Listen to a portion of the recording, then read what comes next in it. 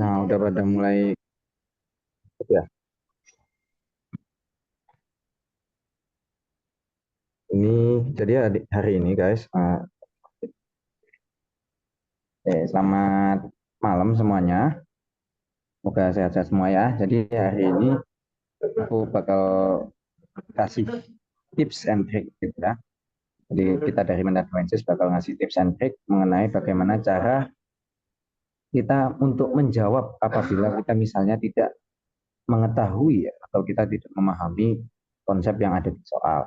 Nah, jadi memang tentu saja ya, kalau untuk menjawab soal itu sebenarnya nomor satunya kita itu adalah memahami dulu materinya. Dan makanya kan kita ikut pelatihan, kita ikut simulasinya, Menadwensis juga gitu ya. Tapi tentu aja sebenarnya kadang ada satu atau dua konsep yang mungkin kita miss gitu kan, kita kelewat waktu belajar. Akhirnya ketika kita ketemu soalnya bingung tuh. Nah, jadi supaya kita bisa men-tackle permasalahan tersebut, makanya kita perlu banget belajar cara menembak soal. Nah, coba saya jelaskan dulu ya teman-teman.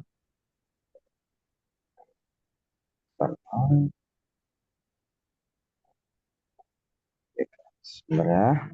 Apa Oh ada, nih? ya. Bentar ya guys. Ada soalnya teman-temannya ada yang baru masuk juga nih.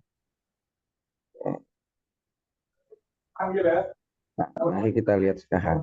Oh, sudah siap semuanya? Kita let's go bahas. Nah, oke. Kita lihat.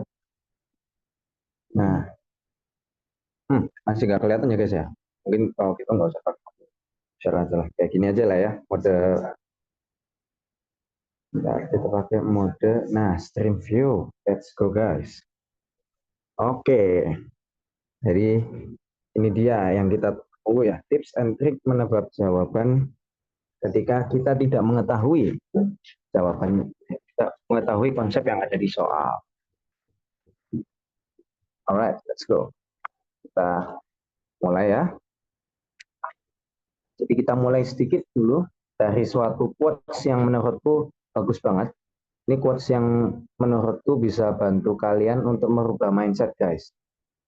Jadi ini quotes yang pernah dikasihkan sama Pak Arte ke ke Manadoensis gitu ya, ke kita para alumni Manadoensis, yaitu adalah yang dapat medali bukanlah yang paling pintar, tapi yang dapat nilai tertinggi. Nah, jadi nggak cukup ya guys kita cuman pintar, nggak cukup kita cuman belajar dan berlatih, tapi kita juga harus punya strategi.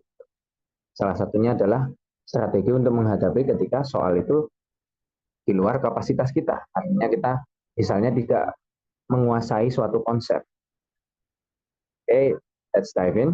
Pertama, sebelum kita masuk ke konsep-konsepnya untuk cara-cara untuk kita menjawab, yang paling pertama perlu kita ketahui itu adalah bagaimana prinsip nilai dan jawaban yang ada di OSN. Bentar, kayaknya ada yang mau masuk lagi nih. Kita admit dulu ya. Oke, kayaknya udah ini semua ya. Oh, kalau salesman ternyata nggak bisa on video. Sorry ya guys, ini ternyata kalau salesman-nya di sini nggak bisa di tab, ternyata nggak bisa on kamera. Mari kita mulai dari yang paling basic dulu. Pertama, kenapa nembak? Jadi ketika kita nggak tahu jawabannya, ketika kita bingung sama suatu soal, nembak itu menurut beberapa orang hasilnya kok nembak sih kak jawabannya, ngapain kok jawabnya, kenapa kok random aja dijawab B aja atau S aja gitu. Emangnya nanti jawabannya enggak. Jadi ternyata setiap soal guys itu punya skor yang sama. Ini apa? Kalian mau ngerjakan soal yang sulit maupun yang gampang kayak misalnya contoh soal yang di samping nih. Coba. Ini kan soal yang mungkin bisa teman-teman kerjakan dengan cepat pernyataan yang A dan B gitu ya. Untuk melihat misalnya autosomal resesifnya atau enggak, sebenarnya terkonfirmasi atau enggak proses pewarisannya itu modenya apa. Nah, terus habis itu menebak gen tersebut letal dalam bentuk homozigot dominannya. Nah, itu kan juga ketebak dari kata-katanya ya, dari kalimat di kalimat keduanya kelihatan tuh diketahui hanya terdapat dua tipe genotipe diamati dalam individu viabel. Berarti satu lagi itu nggak viabel gitu ya. Nah, kan jadi kita sebenarnya bisa tuh menjawab yang A dan B dengan cepat. Tapi mungkin kita bisa jadi menemukan ada pernyataan yang agak sulit gitu misalnya. Kayak yang D, kemungkinan anak dari individu 25 dan 26 menderita penyakit adalah sepertiga. Nah, mungkin kita kan bingung loh kok ketemunya sepertiga dari mana gitu. Sebenarnya pasti bisa dijawab sih. Tapi kadang-kadang mungkin kalian ngeblank karena kalian bingung, karena mungkin waktunya udah mepet, kalian juga gitu ya buat jawabnya ya. Nah, makanya karena nggak ada minus, jadi sebenarnya itu harus tetap dijawab, guys. Sebenarnya kita tetap harus mengemploy suatu strategi untuk bisa menjawab itu, untuk mendapatkan skor semaksimal mungkin. Jadi nggak boleh ada yang kosong ya, guys ya. Apalagi karena nggak ada minus. Jadi kalian justru semakin kalian nggak mengisi jawaban, semakin rugi kalian. Nah, apa sih buktinya? Kalau ruginya, nah, buktinya di sini.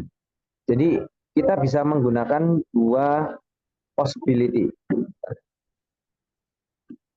Jadi kita bisa menggunakan dua skenario. Ada mungkin skenario ya. Nah, skenario yang pertama itu misalnya, bentar ya. Nah, skenario yang pertama itu adalah skenario yang menggunakan penilaian pada tahun-tahun sebelumnya. Jadi penilaiannya itu adalah setiap pernyataan tepat itu dapat satu. Berarti total skornya ada 200 gitu ya guys. Nah, dengan sistem scoring seperti itu, sebenarnya kalau misalnya kita mau mencoba menjawab soal yang sulit, soal yang nggak bisa kita jawab gitu ya misalnya. Jadi anggaplah misalnya kita membuat, kita menemukan soal yang ternyata kuncinya itu B semua gitu ya, B, B, B, B. Nah, pada soal seperti itu, kalau kalian misalnya menembak jawaban, peluangnya kalian tidak mendapatkan skor sama sekali, artinya kalian benar-benar nol nilainya, itu sebenarnya hanya 1 dari 16. Jadi dari 16 kemungkinan permutasi jawaban, jadi ada BBBB, BSBB, SBBB, ini semua. Jadi dari semua ini, hanya ini doang, yang di pojok doang, yang kalian nggak dapat nilai gitu. Jadi sebenarnya rugi banget ya, rugi banget kalau kalian misalnya nggak menjawab soal karena aduh kak nggak tahu jawabannya gitu. Nah, itu. Nah, kalau kalian lihat sebenarnya tidak ketika kalian mengerjakan soal misalnya ditembak jawabannya kalian menebak BBBB gitu ya, kalian dapat skor maksimal bahkan bisa dapat 4 karena kan kalian benar-benar ngerjain guys. Pun misalnya kuncinya kalian nebaknya PSPS gitu ya, kuncinya BBBB misal. Kalian di sini kalian masih dapat skor 2. Kalian nebak PSBB masih dapat skor 2. Jadi yang di tengah-tengah ini, misalnya ini, dan ini. Nah, untuk jawaban-jawaban ini, tadi ada 1, 2, 3, 4, 5, 6. Ada 6 kemungkinan kalian dari 16 kemungkinan di mana kalian itu masih dapat skor sebenarnya. Jadi kalau misalnya pun kalian mentok nggak tahu jawabannya, sebenarnya kalian masih boleh banget tuh jawab BBBB gitu ataupun SBSB, BSBS gitu ya. Peluangnya kalian salah total itu sangat kecil. Peluangnya hanya 1/16 pada sistem scoring yang lama gitu ya. Jadi dengan sistem scoring yang lama pun kalian itu sebenarnya masih rugi untuk tidak menjawab. Itu.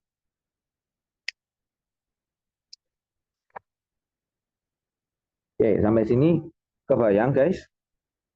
Kenapa apa pentingnya untuk menjawab gitu ya? Apa pentingnya kenapa nggak boleh ada yang kosong sampai harus nembak kalaupun misalnya nggak tahu gitu ya? Jadi dari skornya aja udah sangat worth it gitu. Kalian ruginya makin merugi banget. Misalnya nih, kalian menjawab cuman 3 dari 4 pernyataan. Jadi ada pernyataan A, B, C, dan D. Terus kalian ternyata cuman menjawab yang A, yang B, sama yang D. Yang C kalian kosongin karena kalian nggak tahu jawabannya. Pada kasus seperti itu berarti peluang kalian untuk mendapatkan skor 4 itu langsung hilang. Jadi mendapatkan skor utuh itu langsung hilang. Jadi ini langsung dicoret aja semua gitu. Jadi skor maksimal kalian cuma 3. Semua ini dicoret nih. Yang pernyataan C itu kalian coret possibility-nya kalian dapat skor. Udah nggak ada gitu ya, udah nihil. Jadinya skor maksimal kalian itu cuma 3. Sementara kalau kalian isi pun isi ngawur, ada peluang di mana kalian itu masih bisa dapat skor 4 gitu. Jadi benar-benar menentukan ya. Apalagi kayak gini, kalau misalnya kalian benar-benar dikosongin tuh, jadi kalian ngerjain cuman 3 dari 4 pernyataan. Anggaplah kita anggap konsisten cuman 3 dari 4 pernyataan gitu ya dijawab. Jadinya nanti 3/4 dikali 200. Itu skor maksimal kalian kalau kalian selalu mengosongi satu jawaban gitu ya, karena misal nggak berani jawab. Nah, maka kalian cuma dapat berapa? Kalian cuma dapat maksimal skor itu 150. Itu maksimalnya guys. Belum lagi kalau misalnya kalian ternyata akurasinya cuman misalnya 75%. 75% dari dikali 150 berapa tuh? Coba. Jadi kan 3/4 lagi kan, 3/4 dikali 150. Makin kecil lagi guys. Jadi semakin kalian tidak menjawab sebenarnya skor kalian itu akan end up lebih rugi gitu ya. Jadi ceiling atau nilai maksimal kalian itu akan yang terpangkas ketika kalian mengosongi jawaban. Itu pun kalau misalnya kalian udah 3/4 benar setiap pernyataan itu akurasinya 75%. Gimana kalau akurasinya masih 50%? Gimana kalau masih 60%? Efeknya adalah ya kalian dapatnya berarti 75 atau mungkin dapatnya skornya 90 atau mungkin mentok-mentok 105 lah. 105 itu udah menurutku udah suatu distribusi yang nggak normal guys. Jadi itu udah di luarnya distribusi secara umum. Oh wait, ada yang di waiting room ya? Bentar ya. Bentar, oke. Oh iya banyak banget. Oke. Udah pada masuk semua ya? Nah, aku coba disable dulu nih waiting roomnya biar kalian nggak pada ngantri ya. Waiting room, host tools. Yang terpusing Nah, sekolahan oke. mana aduh. Oke, guys, udah pada masuk semua ya ke admin semua kan? Udahan. Sorry ya guys, tadi waiting roomnya kayaknya harusnya aku Oke, kembali ke topiknya. Sampai di mana tadi? Sampai di skor ya. Jadi kalau kalian tidak menjawab, kalau kalian mengosongi jawaban itu, kalian mengurangi skor maksimal tadi. Jadi sebenarnya poin pentingnya itu adalah ceiling skornya. Nah ini. Jadi kalian ceiling skornya cuma di 105. Itu pun dengan asumsi kalian sudah dapat skor 75%. Kemampuan kalian menjawab itu 3/4 dari biasanya kalian bisa menjawab pernyataan. Itu aja dapat skor 105, 110 gitu ya. Karena guys, kalau kalian misalnya ngawur, banyak yang ngawur, yang satu itu di awur doang dan peluangnya misalnya kalian cuma 60% deh. Kalian cuma dapat 60% akurasi gitu. Jadi jawaban kalian skornya cuma 60% dari yang kalian jawab. Tapi kalau kalian isi 200 semua nggak ada pemotongan karena kalian nggak kosongin, dapatnya berapa tuh? Dapat 120. Masih jauh lebih besar guys. Jadi ini kalian missing, kalau kata orang bisnis kayaknya missing opportunity cost guys. Jadi semakin kalian tidak mau mengisi jawaban, semakin kalian ragu-ragu untuk menjawab soal dan akhirnya malah dikosongin, semakin rugi kalian gitu. Itulah kenapa dalam kondisi mentok, terutama misal nih kalian waktunya tinggal dikit, tinggal 10 menit, masih ada beberapa soal. Nah, Kalau memang menurut kalian nggak bisa dialokasikan waktunya, lebih baik ditembak daripada dibiarin kosong. Tuh. Jadi tetap harus main strateginya ya guys. Itu untuk setiap pernyataan tepat dapat satu, itu scoring yang sangat memaafkan guys. Itu yang masih kalian ngasih diberikan amnesti kasaran. Bagaimana kalau misalnya scoringnya yang lebih kejam? Scoring yang kita menggunakan scoring IBO zaman-zaman dulu, itu yang menggunakan sistem scoring setiap tepat pernyataan tepat 4 itu baru dapat satu skor. Jadi urutan skornya itu 4 pernyataan sesuai kunci dapat skor 4. Kalau misalnya dapat satu, kalau misalnya cuma 3 doang, kalian dapatnya 0,6. Kalau cuma 2 doang, dapatnya cuma 0,2. Sisanya kalian benar cuma satu, kalian nggak dapat benernya dikosongin total, kalian dapat 0. Ini nyanyinya, dia foto kayak itu. Ya, mic-nya bisa dikondisikan nggak guys? Kok dia dong tua? Iya kurang masak. Lebih cocok masuk kayak gitu lagi daripada kayak Dulu yuk, ayo, yang mic-nya bocor. Nah, thank you. Sorry guys, ini bukan nggak bolehin kalian nyalain mic. Wah, aku jadi diktator. Nggak, ini cuman supaya kita semua kondusif ya guys ya. Nah, sekarang kita masuk ke sistem scoring yang lebih kejam ya, yang lebih mungkin untuk keluar. Kayak misalnya di tahun 2022 kemarin atau mungkin 2023, 2024 itu sempat mulai diterapkan sistem scoring yang seperti ini, yang pernyataan tepat dapat 4, itu nanti dapat skornya 1, pernyataannya yang tepat cuma 3 dapat 0,6, pernyataan tepat ada 2, 0,2, sisanya 0. Nah, jadi kita pada kasus seperti itu, misal kuncinya tetap B semua gitu ya, kunci jawabannya B, B, B, B. Kalian itu nggak akan dapat skor hanya di berapa tuh? Peluang kalian nggak dapat skor itu hanya ada 5. Jadi hanya ada 5 dari 16 kemungkinan. Jadi peluangnya itu 5/16 untuk dapat skor 0 putul gitu ya. Kalian nggak dapat skor sama sekali. Sementara kalau misalnya kalian pun satu soal full kalian tembak, peluangnya untuk dapat berarti berapa? Masih 11/16. Masih gede banget guys. Ini kenapa aku bersikukuh, bersikeras gitu ya. Kenapa aku insisting banget kalian nggak boleh ngosongin jawaban. Karena kita pasti ada satu atau dua, bukan pasti lebih tepat, hampir pasti gitu. Nah, hampir pasti kita akan ketemu soal yang mungkin kita nggak sempat mengerjakannya atau mungkin kita terlalu kesulitan mengerjakannya. Pada kasus seperti itu, ketika kita emang udah resource-nya habis nih, nggak bisa, datanya nggak bisa dibaca, terus habis itu mungkin konsepnya kita nggak familiar. Nah, pada titik seperti itu sebenarnya yang paling opsi terakhir apa? Bukan dikosongin. Kita jawab dulu terus kita skip guys.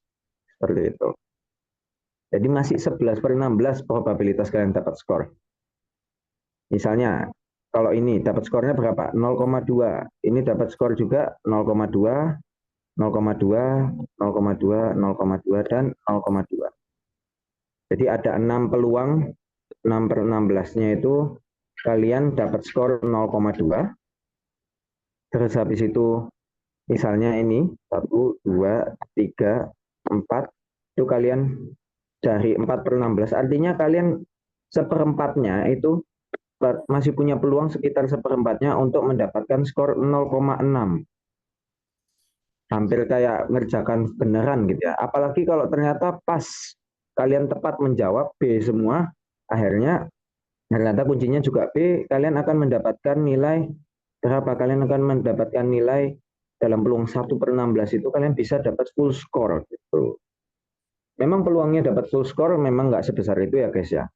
Tapi peluang kalian nggak dapat skor itu lebih pasti. Jadi peluang kalian nggak dapat skor kalau kalian nggak mengisi ya jelas 1. Nggak ada lagi, udah. Kalian pasti nggak dapat skor kalau nggak mengisi gitu. Mas gimana kalau misalnya misinya cuma 1? Nah kalau misal kayak cuma 1 gitu ya yang diisi atau mungkin kosongnya yang cuma 1 gitu deh. Kalau kosongnya cuma 1 gimana mas? Kan nggak dikosongin semua, tetap aja rugi guys. Karena setiap pernyataan, setiap jawaban yang kalian bisa jawab, setiap pernyataan yang bisa kalian isi, itu menaikkan sailing score per soal. Jadi per soalnya dapatnya juga bisa lebih banyak, maka kalian ruginya makin banyak kalau kalian ngosongi.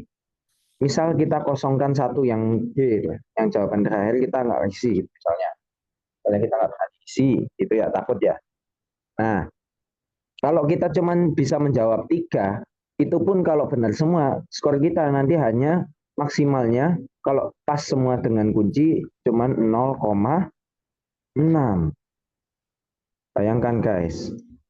Jadi kalian ngerjakan capek-capek 3 soal, 3 pernyataan, memaksimalkan 3 pernyataan itu, ternyata kalian dapatnya cuman 0,6. Sementara ketika kalian bisa nembak, kalian bisa dapat nilai 1. Ini kan gapnya lumayan besar guys. Gapnya 0,4. Maksudnya apa? Gapnya itu nggak rata. Kalau misalnya skor 1, kita bagi ke 4 pernyataan masing-masing A, B, C, dan D, masing-masing harusnya dapat 0,25 kan. Harusnya masing-masing 0,25.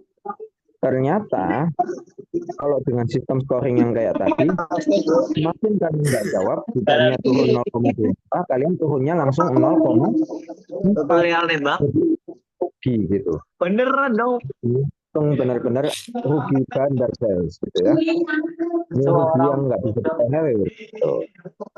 Jadi gitu ya guys, ini adalah salah satu bentuk kerugian paling besar kalau kalian nggak mau mengisi jawaban, karena tidak setara nilainya untuk yang menjawab 3 saja dan 4 semuanya diisi, itu nggak setara kalian dapat skor maksimalnya gitu.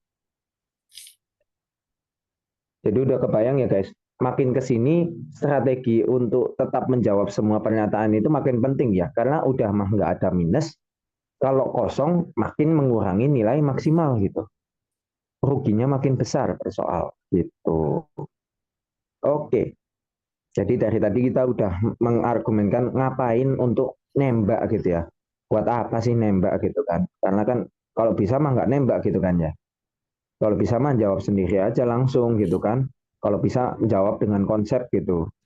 Nah, tapi kan memang kita nggak tahu ya guys ya. Kita nggak akan tahu apakah nanti di soal ternyata ada suatu konsep yang mungkin nggak familiar dengan kalian, nggak familiar, atau bahkan misalnya kalian timingnya trouble gitu ya. Nah, itu makanya kalian ikutin kelas-kelasnya Manadoensis, karena kalian juga diajarin tuh ya, ikut kelas-kelasnya itu diajarin manajemen waktu. Jadi supaya terhindar dari kasus kepepet kayak gini. Jadi ini adalah kelas untuk inevitability. Kalau sudah terlanjur, yang sudah jadi gitu ya, yang sudah habis waktunya, tinggal 10 menit, 5 menit, mau ngapain lagi untuk menjawab yang kosong? Nah, ini dia jawabannya, yaitu menembak gitu. Jadi seperti itu ya guys ya. Nah, ini kita clear dulu. Oke. Kita lanjut ke tekniknya untuk menembak. Nah, jadi teknik menembak itu pertama, kita mulai masuk ke strategi menembak. Jadi menembak itu nggak cuma ngasal, oh ya udah Kak, berarti dijawab semua gitu. Belum tentu guys. Tidak semua jawaban itu sementok itu harus dijawab semua gitu, enggak guys. Masih banyak peluang untuk kita dapat skor yang besar kalau kita mau mencoba mengemploy strategi-strategi ini. Gitu ya. Jadi kita nggak harus ya udah Kak, B-in semua aja dari nomor 1 sampai 50, ya jangan. Nanti kalian justru akan kesulitan lolos karena kalian cuma mengandalkan satu strategi, yaitu tembak B semua. Jadi inilah tipsnya untuk mengenali cara-cara menjawab soal ini. Jadi kita mengenali jawaban yang harus diberikan ketika suatu pernyataan itu mengandung ciri-ciri ini. Pertama, dari ciri-ciri diksi terlebih dahulu ya guys, pemilihan kata. Pernah nggak sih di soal kalian ketemu ada soal itu ngomongin kayak misalnya kayak gini, tidak akan bisa. Nah, terus habis itu semua, selalu, pasti. Nah, kalau kalian ketemu kata-kata seperti itu, sebenarnya kalau kataku itu adalah red flag, guys ya. Ya, adalah kata-kata yang nggak soft spoken. Nah, istilahnya nggak soft spoken gitu. Istilah-istilah seperti itu yang absolut seperti itu bukan istilah yang bisa dipakai di biologi. Kenapa? Karena banyak banget exception-nya. Biologi itu banyak banget pengecualiannya, guys. Kita banyak kasus-kasus khusus. Kita punya berbagai fenomena yang aneh-aneh yang misalnya bisa melanggar dari konsep gitu ya, konsep. Makanya banyaknya konsep itu sebenarnya konsensus, guys. Atau dalam bentuk kalau aku bilang kesepakatan umum gitu. Kalau di fisika mungkin punya hukum Newton, punya hukum-hukum macam-macam ya, termodinamika itu bentuknya hukum. Nah, kenapa kok hukum? Karena hampir nggak ada pengecualiannya, guys. Tapi hukum Mendel aja yang di biologi ada pengecualiannya, ada penyimpangannya. Nah, jadi kalau kita perhatikan sebenarnya biologi ini nggak pasti banget gitu ya, nggak absolut, guys. Jadi absolut itu red flag banget. Absolut itu sangat tidak disarankan untuk dijawab benar, guys. Jadi ketika kalian ketemu pernyataan yang kalian bingung ngomongin apa, misal di soal, nah kalian perhatikan dulu pernyataannya. Misalnya pernyataannya ada nggak kata-kata kayak misal di yang aku contohkan ini, tidak akan bisa lah. Kalau ketemu kata-kata tidak akan bisa itu berarti dia sedang menyatakan bahwa kok emang nggak mungkin ini gitu ya. Padahal bisa jadi ada gitu ya pengecualian-pengecualian lain. Atau bahkan ada caranya yang memungkinkan hal yang tidak mungkin tadi itu. Contohnya kita lihat di pernyataan yang D ini gitu ya. Nah, kalau kita lihat, for example, di sini dia ngomongin bahwa komunikasi antar sel, jadi proses komunikasi antar sel di tumbuhan tidak bisa dilakukan karena adanya dinding sel. Nah, kalau yang mungkin bagi teman-teman yang keskip dikit di pelatihan basic ya yang kemarin mungkin belum tahu kalau sebenarnya sel tumbuhan itu punya sambungan antar sel ya. Mereka punya junction atau sambungan antar sel yang kita sebut sebagai apa tuh? Ada yang tahu nggak istilahnya? Namanya salah tunjuk. Nah, namanya adalah benar. Plasmodesmata.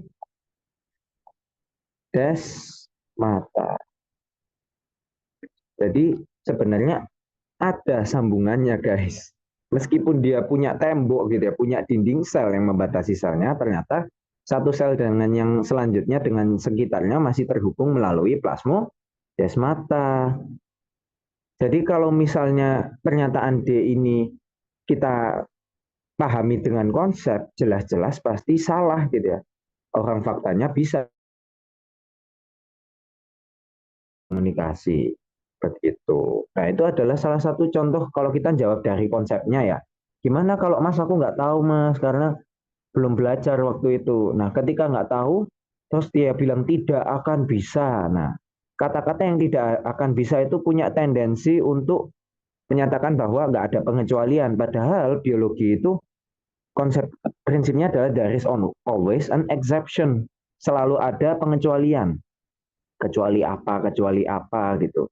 Tanaman C4 ada pengecualian yang nggak punya, misalnya nggak punya bundle seed berwarna putih, atau bahkan ada yang bundle seednya warnanya berklorofil warna hijau di sayatan, tapi ternyata dia bukan tanaman C4, ada aja mesti. Gitu. Jadi selalu ada pengecualian. Makanya kita harus hati-hati ya ketika ada kata-kata semua, ada kata-kata pasti, selalu. Nah, itu kata-kata yang sebenarnya dia mengklaim gitu ya, membuat klaim semuanya nggak ada pengecualian gitu ya. Padahal selalu ada pengecualian gitu. Jadi jawabannya apa? Ya jelas. Kita jawab S. Pada kasus seperti itu, ketika kita bingung dengan pernyataan yang kita nggak tahu konsepnya, kalau dia udah absolutis gitu ya, dia udah harus semuanya gitu ya, atau selalu tidak akan. Nah itu jawab aja S gitu guys, jawab aja salah karena kemungkinan besar ada pengecualiannya seperti itu. Jadi seperti itu ya guys, cara nomor satu untuk melihat jawaban, menembak jawaban supaya kita bisa memaksimalkan skor yang awalnya kalau kita kosongin cuma 0,6, jadi kita punya chance untuk mendapat nilai 1 gitu ya untuk satu nomor itu. Nah, jadi itulah konsep yang sebenarnya banyak yang masih miss, guys. Banyak yang mungkin kalian melihat kata-katanya itu menurut kalian, oh ya emang gitu sih, adanya gitu, diajarinnya dulu gitu. Padahal sebenarnya biologi banyak pengecualian. Jadi mulai sekarang kalian lebih hati-hati ya guys ya ketika melihat pernyataan. Ada kata-kata semua, selalu, pasti, tidak akan, tidak mungkin. Nah, itu cancel aja semua jawabannya S gitu kalau ketemu pernyataan seperti itu. Keuntungannya apa kalau kalian langsung jawab S1? Kalian hemat waktu. Waktu itu precious guys. Sekarang udah dijelasin nanti ya. Manajemen waktu. Management kan juga ngadain nih kelas yang untuk manajemen waktu. Jadi diikutin dengan baik, dipahamin tuh guys. Jadi dipahamin kenapa kok kita nggak boleh buang-buang waktu. Ya karena memang skornya sama setiap soal. Setiap soal skornya cuma satu. Kalian mau membuang-buang waktu menjawab soal yang misalnya dihitung dengan susah payah gitu. Yang kalian harus ngitung dulu, terus bandingkan angkanya gitu. Misal genetika, yang ditanya itu bukan cuma jarak gen misalnya. Yang ditanya langsung coefficient of interference-nya tidak mungkin di atas 20%. Nah, kalau dia udah bilang kayak gitu, itu kemungkinan besar jawabannya salah. Kenapa? Karena ngitungnya aja udah lama, kalian rugi di waktu ya. Dan dia udah pakai kata-kata yang absolut gitu ya, yang tidak mungkin, tidak akan. Jadi daripada pusing mikirin tidak akan dan tidak mungkin ini, semua selalu pasti dan semua ini, maka lebih baik kita jawab S. Gak ada berapa detik, cuman ngeklik, pencet S, lanjut ke soal selanjutnya. Kalian menghemat waktu banget. Jadi emang salah satu benefitnya ini menghemat waktu. Yang kedua apa? Ya memaksimalkan skor. Jadi skor, kalau misalnya kita biarkan aja nih terbengkalai, dibiarin kosong, Mas nggak tahu jawabannya, aku kosongin gitu ya. Nah ini berbahaya nih. Kalian yang suka ragu-ragu, yang nggak pede, harus merubah mindset ya. Semakin kalian nggak mau menjawab, semakin kalian malu menjawab, takut salah, justru kalian semakin rugi gitu. Jadi jangan takut salah, takutlah ketika kalian rugi nilai. Gitu. Jadi ingat kata-katanya Pak Arte yang tadi dikatakan ya, selalu diingat bahwa yang lolos bukan yang paling pinter guys. Kita nggak, bukan yang lolos itu bukan yang sudah menghabiskan Harpwell sampai halaman glosariumnya gitu, bukan. Yang lolos bukannya menghabiskan buku Albert semuanya, semua chapter dibaca itu bukan. Yang lolos bukan yang hafal Campbell halaman 15 tulisannya apa, halaman 274 tulisannya apa, enggak, bukan. Yang lolos itu adalah yang skornya paling tinggi. Gitu ya guys ya. Tetap ingat objektifnya. Tetap ingat objektif. Oke, gimana kalau Mas nggak ada tuh kata-kata pasti selalu gitu ya, nggak ada diksinya untuk kita menebak, untuk kita menembak jawabannya. Terus kita harus jawabnya lewat mana gitu kan? Nah, bisa jadi nanti ada hal-hal ciri-ciri lain yang bisa dipakai untuk memandu kita menjawab. Nah, misalnya di sebaliknya dari kata-kata selalu, semua, dan pasti ada kata-kata yang green flag. Nah, ini kata-kata yang soft spoken, guys. Kata-kata yang green flag, yang soft spoken itu apa? Misal, mungkin. Mungkin itu berarti menyatakan bahwa ada caranya gitu, tapi entah apakah kemungkinan besar atau kecil gitu ya. Itu adalah mungkin. Jadi itu ngomongin mungkin, dia akan memang lebih mungkin gitu. Terus selanjutnya adalah sepertinya. Nah, sepertinya itu berarti kalau misalnya ngomongin data, jadi sepertinya dan secara umum itu buat data gitu ya. Itu berarti nanti dia, kalau sepertinya itu prediktif ya. Sepertinya biasanya di soal prediktif, misalnya ada data secara umum, misalnya naik nih. Nah, terus habis itu naik lagi. Misalnya konsentrasinya, jadi ada trennya ya, ada trennya naik, terus datanya misalnya dikasih perlakuan 10, konsentrasi 20, 30, terus habis itu 40 gitu ya. Jadi kalian dikasih data, misalnya apa ini? Ini adalah misalnya pemberian, eh, gampang deh, pemberian kafein. Nah kan kalian para pejuang kafein ya, pejuang-pejuang OSN yang suka minum kopi. Nah ini, misalnya ini dikaitkan dengan apa? Dikaitkan dengan misalnya dikaitkan terhadap aktivitas otot gitu ya, aktivitas atau misalnya bukan aktivitas tapi tonusnya otot, kuat kontraksi otot. Nah, kalau misal dibilang kemungkinan sepertinya apabila diberi perlakuan 50 dia akan naik lagi. Lah, kalau kalian lihat datanya memang masih lurus terus, ya memang ngomong sepertinya ya masuk akal kan? Jadi ketika kalian melihat data seperti itu dan ngomongnya sepertinya ya kemungkinan jawabannya adalah benar. Jadi jawab aja B gitu. Kenapa? Karena ketika prediktif seperti itu dan memang prediksinya dilihat dari data yang nggak aneh-aneh, nggak ada data yang menunjukkan fluktuasi yang tidak jelas, misalnya datanya melandai, misalnya datanya eksponensial. Nah, kalau datanya cuma linear aja, polanya cuma naik standar, nggak ada penurunan drastis, kenaikan drastis, maka kalian bisa menduga bahwa jawabannya itu adalah B. Jadi pun ngawur kayak gini, tetap ada caranya guys ya. Artinya orang ngomong itu ngawur ya nembak jawaban itu ya. Tapi sebenarnya nggak ngawur guys, itu ada strateginya. Jadi dari mungkin menembak jawabannya, guesswork itu beneran nyata guys. Guesswork beneran nyata. Sedikit info aja waktu kelas 10 gitu ya. Jadi a bit of an experience for myself.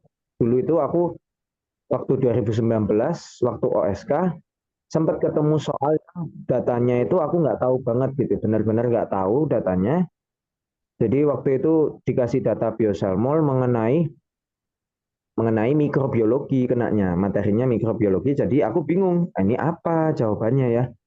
Nah ternyata ketika ngelihat datanya ya naik aja gitu ya, naik standar aja ya udah, naik standar aja aku jawab B gitu ya. Sepertinya apa? Nah ya udah, ternyata kuncinya setelah sekian lama ketika aku baru tahu kunci jawabannya, oh ternyata memang gambitnya untuk menebak guesswork itu ternyata bekerja, nembak jawaban itu ternyata bisa gitu.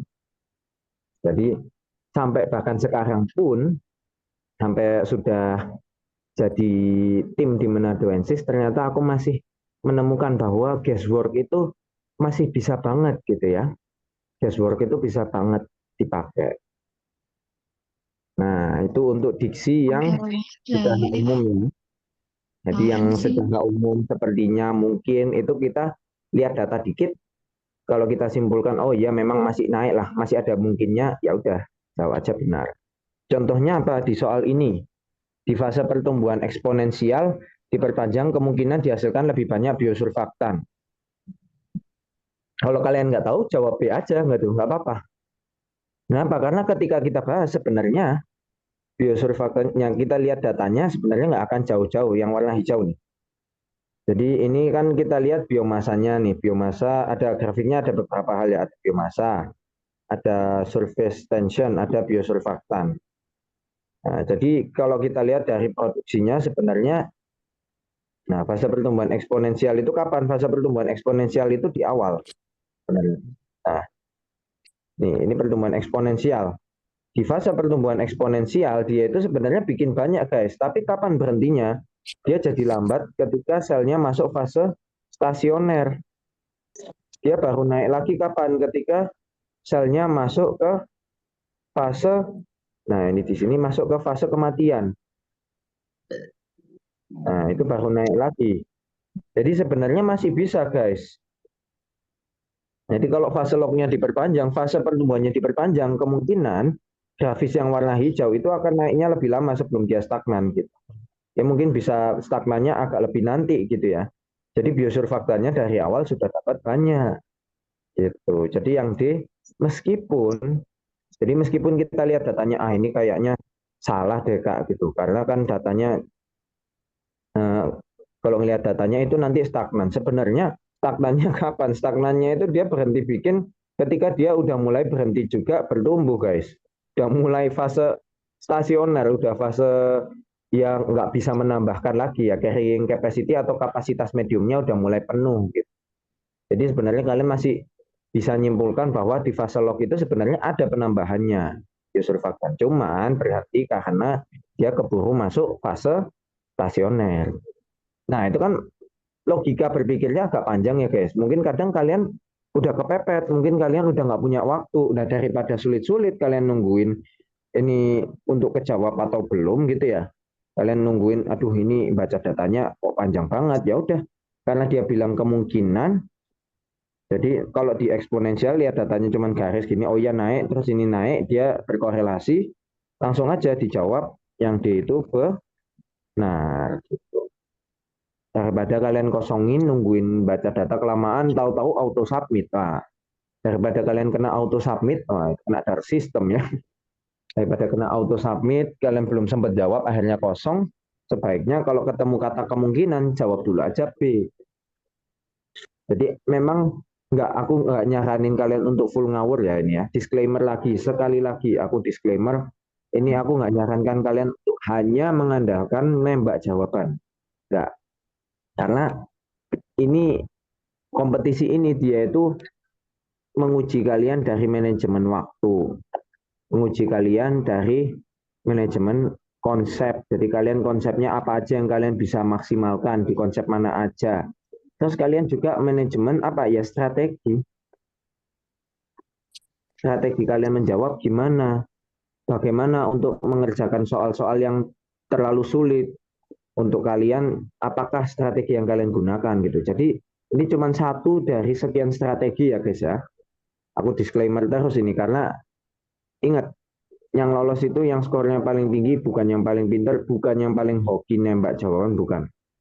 Jadi yang skornya paling tinggi. Makanya kalian harus pakai semua strategi, semua kemampuan atau kompetensi yang kalian miliki. Gitu. Oke, ini dari diksi ada dua ya. Dari kata-kata ada dua, kata-kata hari ini. Nah, selanjutnya ada dari angka. Ini kalau misalnya kalian udah puyeng mikirin genetika, puyeng mikirin ngitung mungkin biosalmol, atau mungkin puyeng mikirin ekologi gitu ya. Yang serba-serbinya ada hitungan. Nah, ketika kalian sudah mentok, apalagi kalau misalnya lupa konsepnya gitu ya. Misal, aduh kak lupa rumusnya, daripada kalian nurunin rumus lama-lama gitu ya. Sebenarnya kan bisa ya kita turunkan kalau kita mau yang B gitu ya. Misal yang B kita kerjakan, bisa banget loh guys aslinya, nggak bohong nih. Ini ya, bisa beneran kita turunin. Kita tahu bahwa P plus Q sama dengan 1. Jadi nanti kita bagi menjadi P generasi P di populasi 1, kita coba pakai apa? Kaliin aja peluangnya dikali untuk menjadi peluang harapan dikali T1. Terus nanti ditambah peluang yang nomor 2, populasi yang kedua dikali jumlah populasi yang kedua. Terus kita bagi aja kalau gitu. Diturunkan manual gitu kan. T1 ditambah T2. Bisa loh. Jadi misalnya kayak 0,2 gitu ya. 0,2 dikali 4.000 gitu ya. 4K lah. Dari situ ditambah 0,6 dikali 6K dibagi 10K gitu ya. 10.000 maksudnya ya. Ini biar hemat tempat nulis.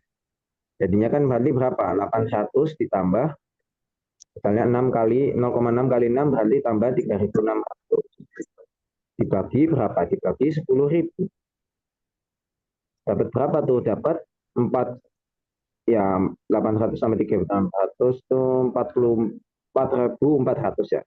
4.400 per 10.000 berapa? Ya 44 per 100. Kalian dapat P yang baru, jadi P yang ketiga itu, P yang ketiga kalian dapat nilainya sama dengan 0,44. Kalau dihitung bisa kan ya sebenarnya kan kita mau menurunkan dari rumus dasar P plus Q terus kita jabarkan P-nya dikali T dulu gitu kan. Jadi P itu sama dengan jumlah alel per jumlah lokul kan. Alel A besar per jumlah lokus gitu kan. Per sigma lokus kalian mau turunkan dulu, berarti nanti alel A sama dengan pindah ruas, ini pindah ke sini, berarti nanti kan jumlah lokus dikali P gitu kan, sama dengan alel A itu boleh, nggak apa-apa guys, aku nggak nyalahkan. Itu salah satu cara untuk menjawab guys. Tapi apakah itu cara yang paling efektif? Belum tentu. Kalian misalnya ketika mendapatkan angka yang sangat bulat, itu angka yang sangat sus gitu ya, sangat mencurigakan. Nah, ini angka yang sangat sus ya guys ya. Jadi jangan dengan mudahnya kalian langsung menjawab aja, oh ya udah pokoknya itu aku tembak bener kak, nggak mau tahu lagi, oh nggak bisa begitu guys, tidak semudah itu berguso. Atau misalnya, oh ya udah kak, aku hitung aja gitu ya manual, nah, ternyata habisnya 3 menit, padahal satu soal alokasi waktunya cuma 3,5 menit kan kurang lebih, ya kan, 3,5 menit per soal. Kalau misalnya kalian dengan baru 180 menit dibagi 50 soal kan kalian juga cuma punya segitu tuh.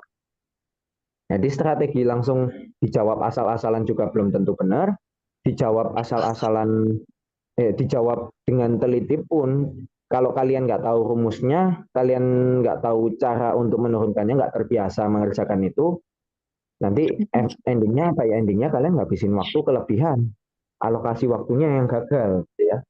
Jadi kenapa kok aku tadi nunjukin harus ngebalance itu ya, waktu, konsep, dan strategi, karena nggak cukup guys kalian menang pinter doang, oh aku bisa kok kak ngerjainnya nurunin dari P plus Q sama dengan 1 itu bisa kok kak, ya bisa, mau nggak, sok atau kalau kata orang Sunda tuh, sok atau boleh silahkan, tapi banget tapi, waktunya cukup nggak? Gitu. Jadi waktu itu juga merupakan salah satu bentuk, kalau katanya itu adalah faktor seleksi gitu lah ya. Faktor yang memberikan tekanan seleksi ke kalian. Jadi ini survival of the fittest sebenarnya guys, yang cocok dengan lingkungannya, yaitu adalah dengan aturan-aturannya, ujiannya yang survive, yang akan lolos ke babak selanjutnya.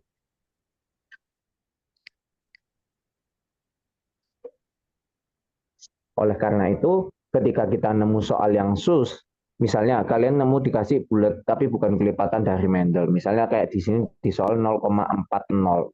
Ini kelipatannya Mendel sebelah mana? Seperempat bukan, 1/16 bukan, 3/16 bukan, 9331 nggak masuk, 121 nggak masuk. Terus ini peluang apa gitu? Ini juga bukan hasil kuadrat. Akarnya 0,4 itu nggak bulat guys.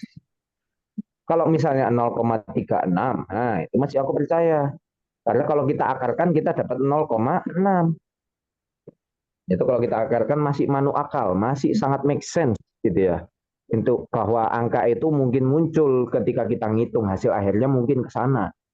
Tapi ketika kita dikasih pernyataan yang, nah dikasih 0,40. Pertama, satu kejanggalan yang pertama ya, itu adalah ngapain dia nulisnya 0,40. Ini agak psikologi soal ya. Kenapa nggak 0,4 aja gitu? Kan sama aja kan, 40 dan 0,4 sama saja sebenarnya. Ya nggak? Kenapa harus ditulis lebih panjang? Nah dari situ aja sebenarnya kalian harusnya udah curiga. Ngapain nggak ditulis pendek aja? Ngapain nggak ditulis 0,4 aja? Toh dia nulisnya bukan nulis persen kan?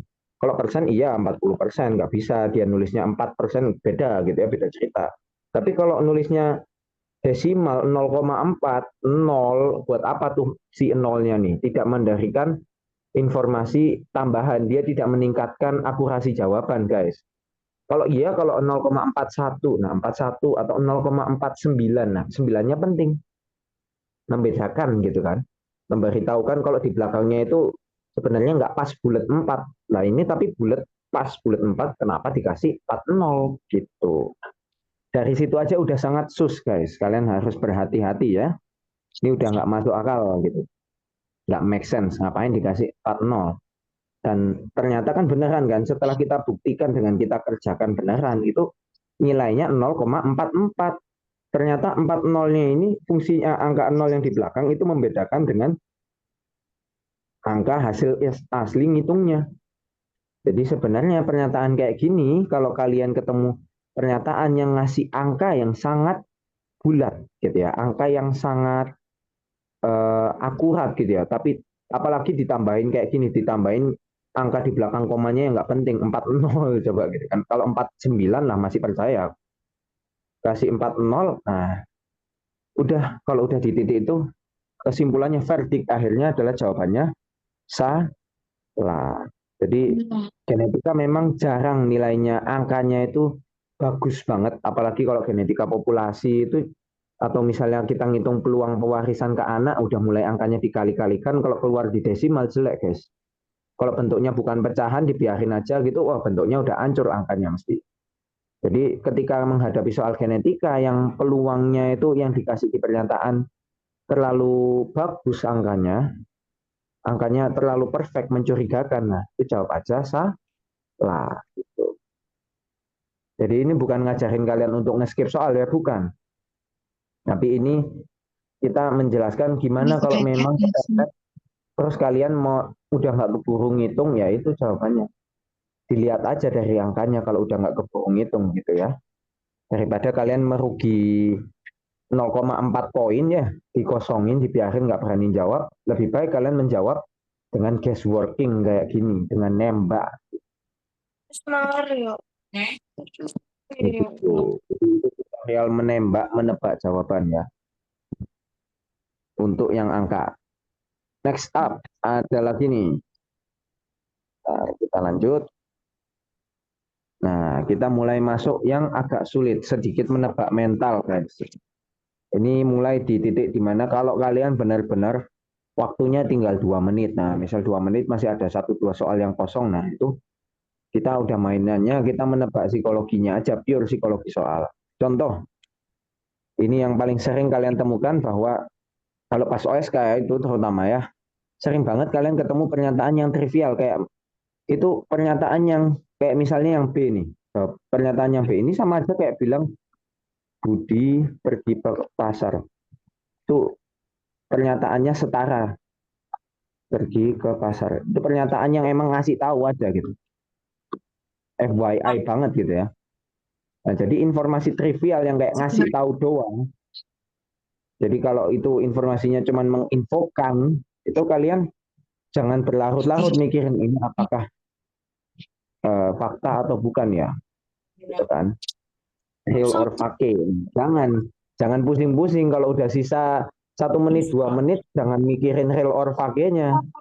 Langsung aja guys, langsung aja kalian segerakan kalian simpulkan, apalagi pernyataan udah langsung jawab aja ke.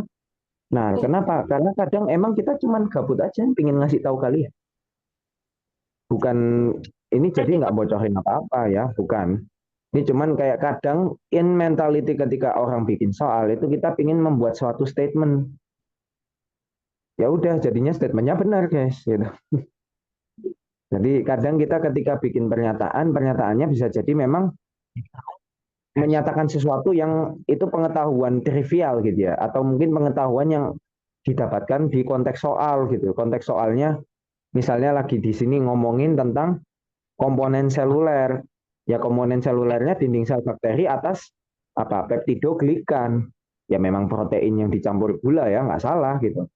Terus dinding sel tumbuhan dari karbohidrat, apa itu selulosa, karbohidrat yang masuknya amilosa dan ada juga si amilopektinnya.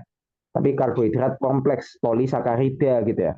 Nah, itu kan cuma informasi yang kayak kalian baca di Campbell juga bisa gitu ya. Itu pernyataan yang hafalan banget gitu ya. Yang benar-benar tidak menanyakan kalian konsep apa-apa.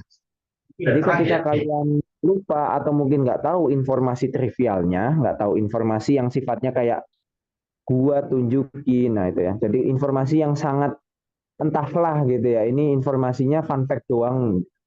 Nah, informasi yang entahlah itu kalian bisa banget jawab. Nanti jawabnya B aja gitu. Kalian jawab benar aja gitu. Jadi daripada kalian banyak banget wasting time, buang-buang waktu semakin kesana kemari mencari jawaban gitu ya. Kayak kalian malah mencoba yapping sendiri, menyambungkan konsep gitu kan. Nah, daripada kalian tersesat seperti itu, ketika kalian menemukan soal trivial, kalian jawab aja benar. Kenapa kok kayak gini? Karena sebenarnya soal trivial, pernyataan trivial itu nggak sedikit guys. Yang aku tahu, yang pengalaman yang aku tahu ya dari 2019 dan 2020 dari 2 kali OSN itu, tadi sebenarnya sejauh yang aku tahu ada mode pembuatan soal. Jadi aku nggak tahu sih memang bikin soal kayak gitu atau enggak ya, kalau yang orang lain. Kalau bikin soal menaduensi sih jelas menantang ya. Kita pasti bikin soal yang men-challenge kalian sih. Tapi kan ketika nanti di OSK, nah kan kita nggak tahu tuh standarnya gimana. Kalian kalian kan juga nggak tahu standarnya gimana ya, beda ya.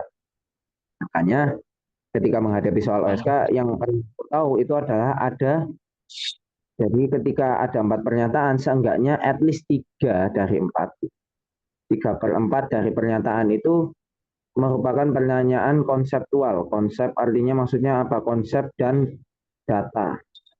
Jadi itu nanti nanyakan apakah kalian bisa menalarkan data atau suatu kejadian hipotetikal gitu ya, kejadian yang mungkin-mungkinkan gitu ya, apakah mungkin terjadi atau apakah mungkin tidak terjadi gitu.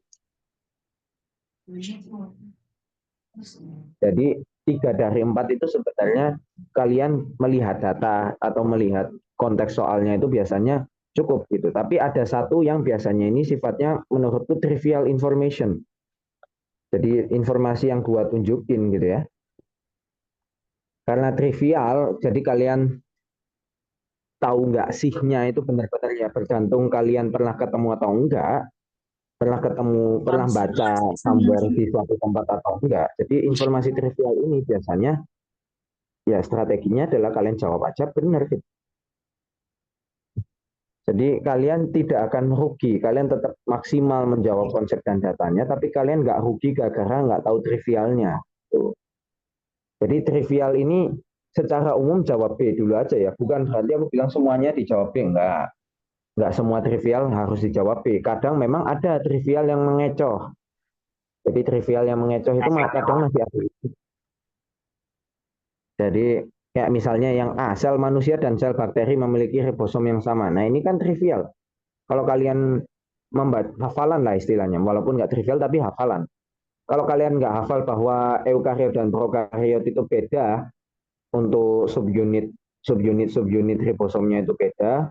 Yang prokariot sama eukariot itu prokariot lebih kecil, eukariot lebih besar gitu ya subunitnya. Mungkin kalau kalian nggak hafal kalian agak pusing jawabnya. Aduh, mana ya Mas? Dijawab benar, ternyata salah gitu. Tapi secara umum guys, secara umum trivial itu biasanya jawabannya benar guys. Jadi lebih besar potensinya kalian dapat skor ketika kalian jawab aja B gitu, ketika nggak tahu dibandingkan kosongin gitu. Karena ketika kalian nggak tahu, berarti kan nggak bisa nge-employ itu strategi baca data.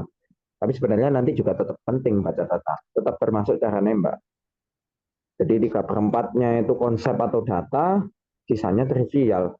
Kalau udah trivial banget ya kalian main aman aja, play it safe gitu ya, jawab aja benar. Barangkali emang yang bikin soal nggak tahu tuh, bisa jadi kan yang bikin soal pengen udah infoin aja lah, nice info cuy gitu, kasih tahu aja lah gitu kan, kasih tahu informasi menarik dari jurnal atau mungkin dari materi di buku topik yang dipakai buat bikin soal gitu. Jadi sebenarnya kalian bisa banget. Kalau nggak percaya ya coba aja, ikut aja deh simulasinya menadoensis. Nanti kalian bisa tuh coba-coba tuh dikit-dikit dicoba diterapin cara-cara nembak. Jadi masih ada nih simulasi batch keempat. Jadi ini sekaligus promosi guys ya.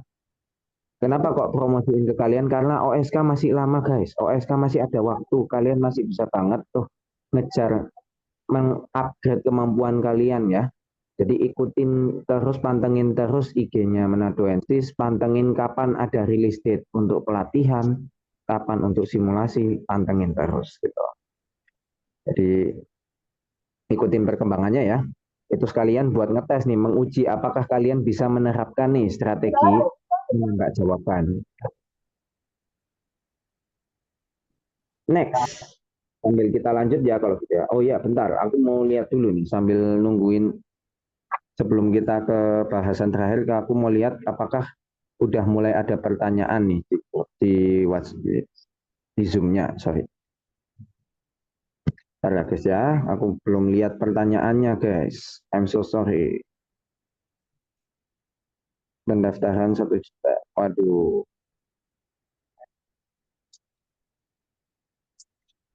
Kasut 18-12. Nah iya kan, benar-benar benar.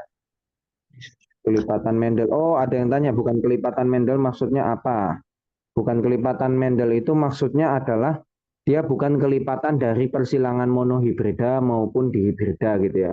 Jadi kayak bukan kelipatannya yang rasio 3:1 untuk fenotip dominan dan resesif gitu. Jadi kalau kalian ketemu yang bukan rasionya ini, jadi sebenarnya kalian jangan dengan mudahnya ngerjakan sembarangan gitu. Ya, COI coefficient of interference, koefisien of gangguannya gitu ya, koefisien. Ya ini mungkin bentar guys, bagaimana kalau aku coba join di HP juga ya biar bisa mantengin chat kalian ya. Dikit nih, sabar ya, bentar.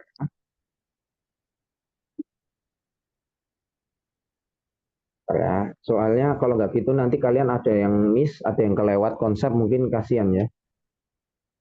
Recording in progress. Oke,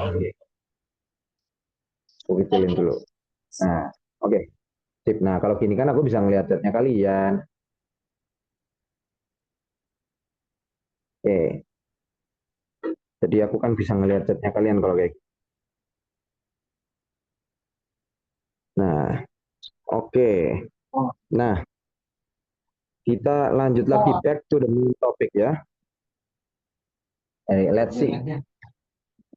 Nah, itu tadi trivial, jadi dijawab B aja guys. Santai aja, dijawab B aja.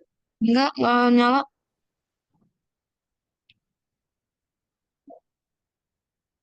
Ada yang tanya nih, sing bertanya, misal ada pernyataan peluang adalah 4,5%, tapi kita dapatnya 4%. Wah, itu jawabnya salah aja guys. Kalau di titik seperti itu nanti masuknya ke teknikal ya. Nggak masalah, itu termasuk strategi menjawab. Jadi ketika kita masuk ke teknikal, itu ada yang namanya apa bilangnya ya, angka ketelitian. Nah, jadi kita ada angka ketelitian guys. Oh, nggak mau nyoret ya. Nah, ini mau nyoret. Oke. Jadi ada namanya angka ketelitian. Jadi ketelitian secara umum guys, ketelitian di biologi itu ada dua angka di belakang koma. Jadi 0, something something gitu ya, X dan X. Jadi kalau kalian ketemu di soal nanya, ketemu soalnya 4,3% gitu ya. Kalian ketemunya 0,43. Di soal dibilangnya 0,4 doang. 4 doang itu berarti dia ngomongin 40 sebenarnya guys. Jadi kalau jawabannya 43, 45, 48 gitu ya, itu akan diabaikan. Jadi kalian mau ketemu soal 0,43, 0,45, 0,48 itu nggak bisa kalian jawab, oh ya mendekati kak nggak bisa. Jadi kalau emang jawabannya beda dengan kuncinya, dengan yang harusnya yang kalian terapkan, ya jawablah salah. Gitu. Jadi tetap dijawab salah. Sama kayak kasus di soal tadi ya berarti ya 0,44 ketemu itu tahunnya di pernyataan bilangnya 0,40. Ini ketelitiannya udah beda nih, 4 dan 0 ini ketelitiannya udah miss gitu ya. Kalau kita lihat dengan dua angka di belakang koma udah beda jawaban gitu. Karena kalau misalnya nih kita kalikan 1.000 orang deh. Berarti yang satunya ada 440 orang. Kalau dikali 1.000 orang, satunya cuma 400 orang.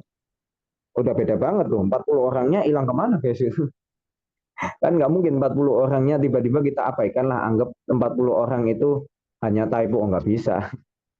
Jadi ketika genetika, salah satu tipsnya untuk menjawab tadi kenapa kok kita harus melihat ketelitian gitu ya. Kita harus melihat ketelitian. Nah, kok nggak bisa stop? Nah, jadi kenapa kok tadi yang pas hitung angka itu, kalau misalnya angkanya itu jelek gitu ya, angkanya terlalu bagus, sementara kemungkinan angkanya jelek, ya jawab aja salah gitu. Oke. Nah, tadi udah trivial ya. Nah, gimana kalau Kak udah nol botol Kak, aku nggak paham konsepnya. Sebenarnya masih ada waktu Kak, tapi aku benar-benar nggak pernah ketemu konsepnya gitu. Kayak misalnya konsepnya terlalu advance Kak gitu. Nah, ada caranya, lihat data aja. Ingat guys, data dikasih di soal itu bukan untuk hiasan ya, bukan untuk dekorasi. Data itu bisa banget bantu kita ya, sangat bisa, bisa banget. Jadi data itu fungsinya bukan untuk pajangan, data itu fungsinya untuk bantu kita jawab ya, seperti itu. Nah, makanya salah satu skill set yang perlu kalian punya, yang kalian miliki itu adalah pembacaan data. Banyak-banyakin deh kalian latihan soal lihat data. Kenapa? Karena data itu adalah bagian dari informasi untuk menjawab soal. Jadi seenggaknya kalau kalian nggak tahu pernyataannya nggak ngeh di konsep-konsepnya, misalnya kalian aduh nggak tahu nih nitrogen itu angkutannya di tumbuhan seperti apa, nggak pernah belajar misalnya angkutan nutrien di tumbuhan tuh nitrogen itu nanti siapa yang memfisasi nggak tahu, ditransportnya menggunakan apa misalnya nggak tahu tuh, nggak masalah, it's fine gitu. Jadi tetap aman aja gitu. Tetap aman aja, caranya gimana? Ya, caranya tadi, ini kok ada banyak tulisan.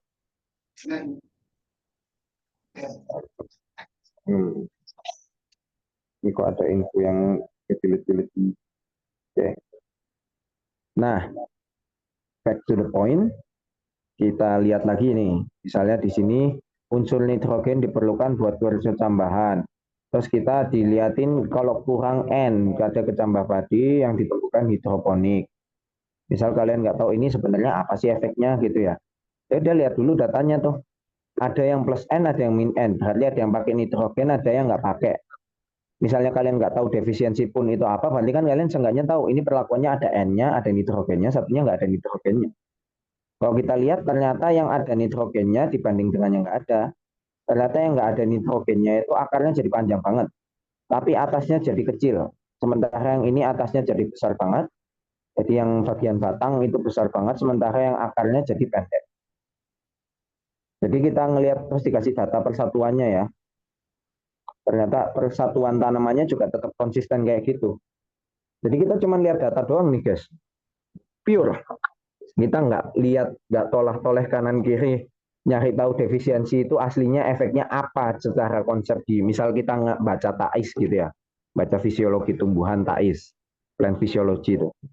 Kita nggak usah ngafalin itu pun juga nggak masalah, karena ketika kita ketemu data kayak gini, ini salah satu cara untuk tanda kutip menembak. Jadi yang aku pingin bagikan, yang kita gitu ya, kita lebih tepatnya kami Menadoensis pengen bagikan ke kalian itu adalah bagaimana cara menembak tapi membuat educated guess.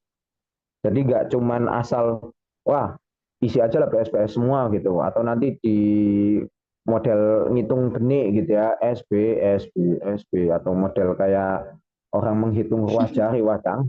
Gitu. Jadi jangan cap-cip-cup juga, enggak. Kita memberikan kalian kemampuan untuk guessworking tadi itu, menembak. Jadi membuat educated guess gitu ya. Kita menembak tapi ada tekniknya. Kembali ke soal.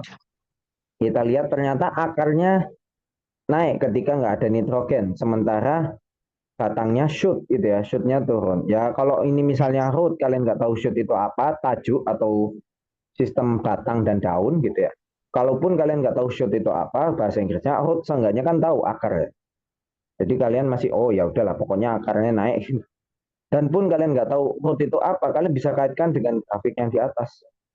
Oh, root itu berarti kemungkinan akar, karena yang pas nitrogennya nggak ada, itu akarnya memanjang. Berarti root itu kemungkinan akar. Sementara yang shoot itu kemungkinan batang, karena ketika kurang nitrogen yang grafik batang putih, kurang N, min N itu dia menurun. Dan yang kelihatan turun di tanamannya, kelihatannya adalah batangnya. Jadi bahkan kalian nggak tahu bahasa Inggris pun masih bisa. Pun kalian lupa artinya gitu ya. Jadi ini beneran, ini real, no fake-fake, kita mencoba membantu kalian gitu ya. Kita mencoba. Dan oke. Nah, kita lihat pernyataannya sekarang. Yang A, unsur nitrogen diperlukan pembentukan asam amino dan nukleotida. Nah, ini kan trivial ya. Ini udah fix trivial. Ini jawab aja benar gitu. Jadi ketika kalian mentok, nggak cukup waktunya atau nggak bisa menjawabnya, langsung aja gitu. Langsung aja. Ini ada cek ya sini. Aku kayak lihat. Nggak ada ya. Chatnya nggak kelihatan. 24 replies. Oke. Oke, oke, oke. Di tempat pastinya. Oke, oke. Kita lanjut lagi ya. Nah, next up kita baru sampai ke yang A ya. Kita lanjut ke yang B. Pemanjangan sel akar tidak dipengaruhi defisiensi. Kita lihat ada pengaruhnya guys. Jelas ada, berarti otomatis salah. Tidak dipengaruhi. Ini tidak pengaruhi, ini kan absolutis ya sebenarnya. Itu menerapkan konsep yang tadi. Dia ngomongnya berarti sama sekali nggak ada pengaruhnya tuh. Padahal bisa jadi kan pengaruhnya rendah, korelasinya rendah. Bisa jadi dia bilang pengaruhnya tidak signifikan gitu kan. Dia nggak harus langsung bilang straightforward, oh nggak ada pengaruhnya. Bisa aja dia bilang nggak signifikan. Bukunya kecil banget. Jadi tahu-tahu dia Mau bilangnya, wah jatuh. kok ternyata dia bilangnya langsung tidak dipengaruhi gitu. Nah itu dia nggak bilang tidak signifikan ya. Itu kan langsung klaim yang sangat bold gitu ya, sangat berani. Nah jadi kalau kalian ketemu klaim yang sangat berani gitu, ya sama kayak tadi yang absolutis, jawabannya S aja gitu. Ini jadi beneran nembak full ya, menggunakan metode-metode tadi. Yang C, kekurangan unsur N menyebabkan klorosis pada daun. Nah, yang C ini kalian misalnya mencoba menebak gitu ya, kekurangan unsur N menyebabkan klorosis pada daun. Sebenarnya sih emang iya, emang benar guys. Jawabannya emang benar. Secara konsep memang nitrogen penting untuk bikin klorofil guys. Tapi kalau kalian nggak tahu gimana, balik lagi, itu berarti informasinya kayaknya informasi trivial. Karena keterkaitannya dengan di data ini apa guys? Apa hubungannya dengan gambar-gambar di data ini? Nggak ada. Nggak ada gambarnya klorosis. Dia nggak menunjukkan percobaan dari klorosisnya tanaman kan? Enggak kan? Dia cuma nunjukin akar dan batang. Kok tahu-tahu ngomongin unsur nitrogen menyebabkan klorosis? Apa hubungannya dengan data? Jadi ketika pernyataan mulai keluar kabur dari konteks soal, di saat itu kalian berarti kemungkinan besar itu melihat pernyataan yang trivial. Jadi pernyataan kalau udah mulai kabur dari konteks, kemungkinan dia trivial ya. Itu. Yang B, hasil pertumbuhan akar atau pucuk tidak dipengaruhi oleh defisiensi nitrogen. Kita lihat tadi akarnya ngaruh ya sebenarnya. Jadi dari baca data aja kelihatan ngaruh. Jadi otomatis salah gitu. Jadi jawabannya langsung kalian bisa menyimpulkan dengan cepat tanpa kalian menghabiskan waktu lama-lama ya. Kalian nggak perlu menghabiskan waktu 5 menit untuk satu soal, itu nggak perlu guys. Dengan kalian melihat pattern atau pola-pola khusus yang di soal yang tadi itu, pola kata-kata, pola datanya doang, atau misalnya kita ngelihat yang kayak diksi tadi itu, kata-kata yang kayak absolut, iya, pasti, tidak dipengaruhi. Nah ya kayak gitu itu kemungkinan adalah pernyataan trivial. Kemungkinan itu jawabannya langsung salah. Jadi ngehemat waktu banget kan? Nggak habisin 5 menit tadi seperti kata. Jadi kalian tetap ya butuh kemampuan pembacaan data, nggak bisa banget guys. Jangan sekali-sekali mencoba head on ngerjakan dijawab B semua gitu, jangan. Oke, nah let's go. Sekarang kita coba sesi latihan. Kayaknya masih ada lagi konsep. Oke. Coba latihan guys, latihan sedikit nih. Yuk, sedikit latihan. Coba. Aku kasih waktu 5 menit untuk menebak-nebak.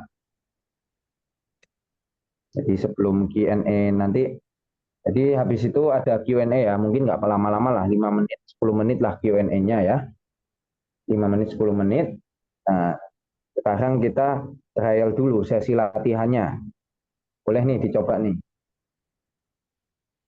Waktunya aku kasih 3 menit aja, seperti soal biasanya. Atau mungkin ketika waktunya terbatas, kita simulasikan waktunya cuma 2 menit. Coba kalian jawab soal ini dalam 2 menit ya.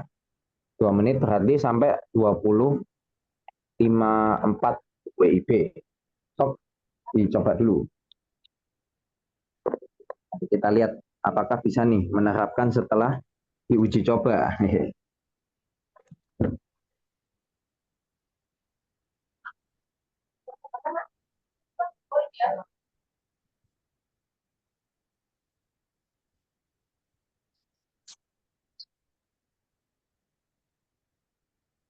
Yang D benar. PPB.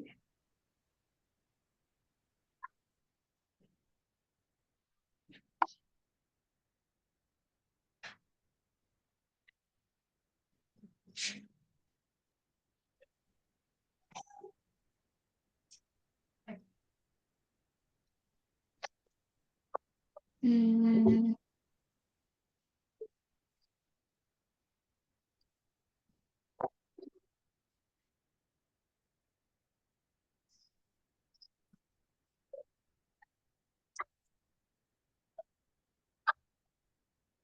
A, B, B, B, A, B, D. BSSB. BSSB. Hah? Boleh tuh yang mulai jawab-jawab nih. Boleh tuh ditulis tuh di chat tuh. Alasannya kenapa tuh?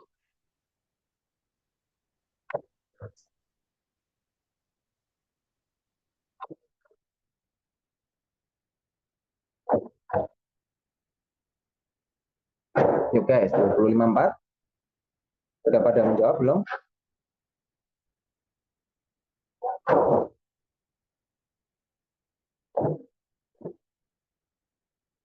Yuk. Nah, one new message.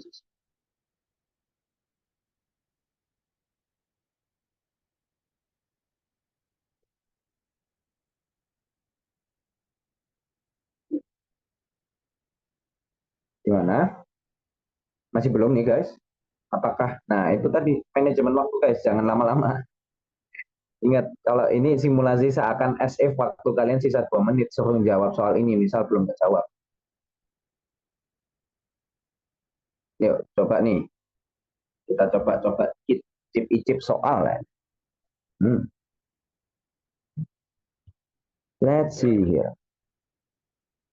Jadi kita lihat pertama datanya aja deh, biar nggak pusing-pusing. CV apa kemungkinan yang ini kan? Anoplargus purpuresus yang apa? Yang AP, udah. Terus kalian lihat di situ ada konten guide-nya. Oh, berarti kalau kita cocokologi, kita tebak, oh berarti ini isinya makanannya dia makan apa gitu ya. Kita nebak-nebak makannya dia apa, jadi datanya oh naik. Naik yang algalnya, berarti dia switching dari awal, oh ini awal, berarti ini akhir kan. Ini minggu awal, ini akhir, berarti muda dewasa gitu ya. Berarti yang CV itu ketika muda dia langsung makan, dia makannya full tumbuhan, terus full hewan, terus ganti ke tumbuhan. Jadi dia dari karnivor, kok hasil salahnya. Jadi CV itu dari karnivor dia ganti jadi herbivore. Nah kalau yang AP ini dia dari awal ada alganya, oh dia udah makan tumbuhan, terus dia tapi nambah dikit, berarti sebenarnya dia omnivore tetap ya. Omnivore tetap dewasanya omnivore. Nah, data yang di grafiknya itu kan agak banyak, di tabelnya agak banyak ya. Nah, itu kan kalau kalian mau baca satu-satu mungkin agak panjang. Salah satu taktik tambahan untuk mempercepat kalian baca adalah mempercepat kalian menjawab soal atau nembaknya itu adalah kalian coba dulu dari pernyataannya, nyemplung dulu ke atau kita langsung terjun ke pernyataannya dulu. Yang A sepanjang hidupnya, C dan A dua-duanya karnivora. Nah, ini berarti ngomong semuanya karnivora. Padahal kalau kita lihat sebenarnya enggak kan. CV aja waktu tuanya malah banyak tumbuhannya gitu. Banyak omnivore, dia jadi omnivore yang cenderung ke herbivore malah gitu ya. Terus kita lihat enzim-enzimnya sebenarnya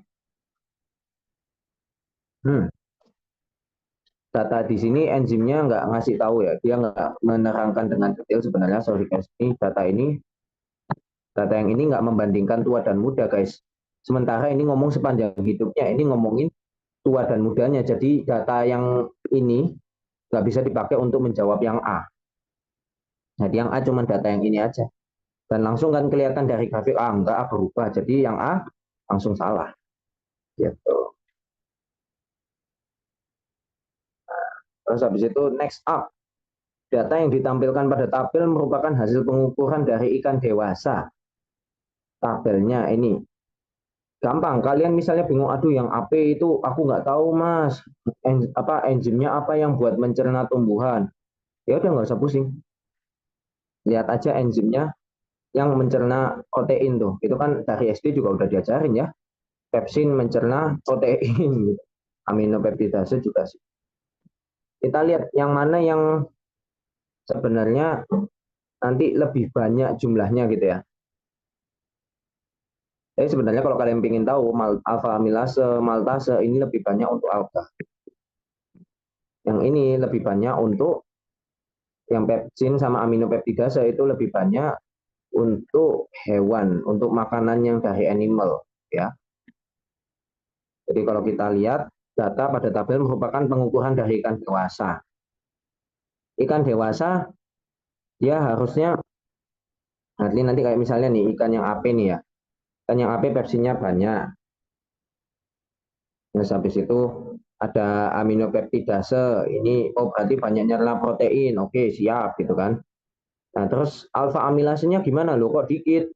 Maltasenya loh kok dikit gitu. Kalau kita menebak loh kok dikit ini kemungkinan berarti bukannya dia ini 0,35 0,29 ya, bukannya dia harusnya nambah nyerna gitu ya. Tambah makin banyak meskipun ya nggak makin banyak banget gitu kan.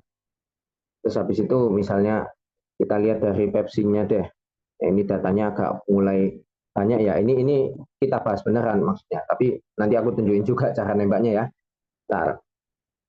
Jadi datanya Pepsi-nya dia CV bandingin sama AP aja deh. Kalian bandingin dua itu.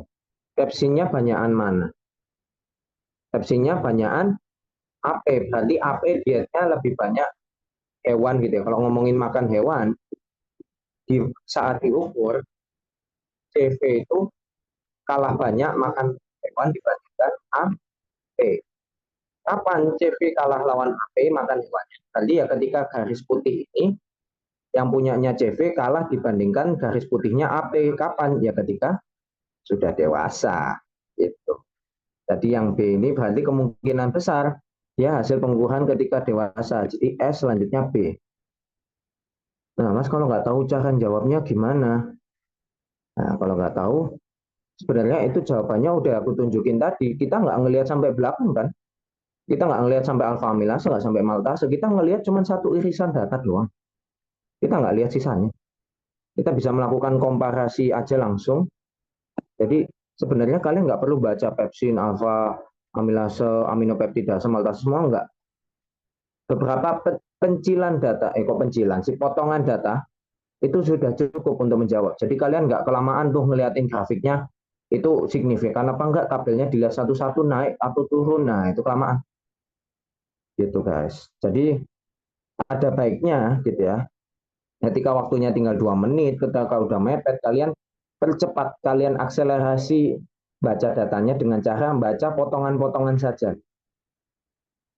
Yang jadi sekarang udah tahu S, B, terus yang C gimana? Aktivitas lebih tinggi pada C violet dibandingkan A purpure. Nah, kalau ini kita mau nggak mau lihat data sih. Tapi lihat datanya gampang. Kalian cari yang mana enzim yang dihasilkan sama usus gitu ya. Enzim yang dihasilkan usus pepsin bukan. Alfa amilase ini pankreas bukan. Jadi hepatopankreas yang bikin ya kalau di ikan. Maltase mungkin. Aminopeptidase mungkin, ya. Aminopeptidase yang ya memang. Jadi kalau kita lihat yang mana yang lebih tinggi nih? Oh, ini yang lebih tinggi. Berarti yang A itu lebih tinggi, A purpurescens dibandingkan yang C violaceus. Berarti ini salah. Tuh. Nah, kalau yang C ini memang kayaknya nggak bisa ditembak lah ya. Kadang memang ada pernyataan yang bukan ditembak tapi tinggal lihat data gitu ya. Sebenarnya kalian nggak lihat eh, pola diksi khusus di sini kan yang di soal ini, tapi sebenarnya kalian bisa nemukan bahwa oh datanya gampang banget dibaca. Terus yang D, kita lihat ikan dewasa. Jadi asumsinya apa kalau ikan dewasa? Nanti ngomongin ya makanannya sesuai untuk yang dewasa. Hewan kalau makin banyak makanannya yang mengandung tumbuhan, sekumnya itu makin besar gitu. Nah, jadi kalau dia punya sekum, kemungkinan dia makannya tumbuhan gitu ya. Nah, yang D ini kalau kita lihat sekumnya besar atau enggak, midgatnya, pencernaannya panjang atau enggak, sekumnya ya segini-segini aja sih gitu. Stomachnya gimana? Stomachnya ya lumayan besar, it's fine gitulah. Nah, terus hindgutnya gimana? Hindgutnya pendek. Gitu. Jadi sebenarnya yang paling penting kita lihat sekum sama stomachnya sih. Ikan itu kalau dia mencernanya, kok nggak cuma ikan sih, ya hewan secara umum kalau mencernanya tumbuhan, itu biasanya pencernaannya jadi lebih kompleks gitu. Ini sekumnya ada gitu ya, biasanya sekumnya bisa aja nggak ada gitu ya, bisa aja kosong. Jadi kemungkinan yang D itu benar. Tapi ya itu kemungkinan ya bisa jadi aku perspektifnya salah. Jadi menjawab soal nggak harus langsung banget kalian straightforward di head on. Waduh, dibaca semua datanya satu persatu nggak perlu. Baca aja yang perlu. Itu termasuk cara nembak. Kalian nggak perlu menghabiskan waktu lama-lama. Nah, kok bisa 2104 ya benar. Boleh nih nomor 12 nih lagi. Ini ada beberapa perlakuan tuh. Datanya ini kayaknya full baca data nih kalian dibandingkan lihat pernyataan. Coba kita timing selama kita coba atur tempo 3 menit. Bisa nggak nih di bawah 3,5 menit ya? Jadi 2104 sampai 2107. Oke, boleh kita coba. Wah, susah sekali nih. SPSS. Apa iya? Real or pakai? Oke, kita tungguin dulu ya ini ya. Sambil kita menunggu terjawab atau belum ya. Nah, ini lah. Depan. Sambil aku tunggu ya. Jangan lupa dijawab ya guys ya. Jangan malu-malu menjawab guys. Ini kesempatan kecil-kecilan untuk kalian mencoba menerapkan teknik menembak. Seenggaknya kalau merasa datanya kok banyak, kok sulit gitu ya. Cobalah teknik menembak itu.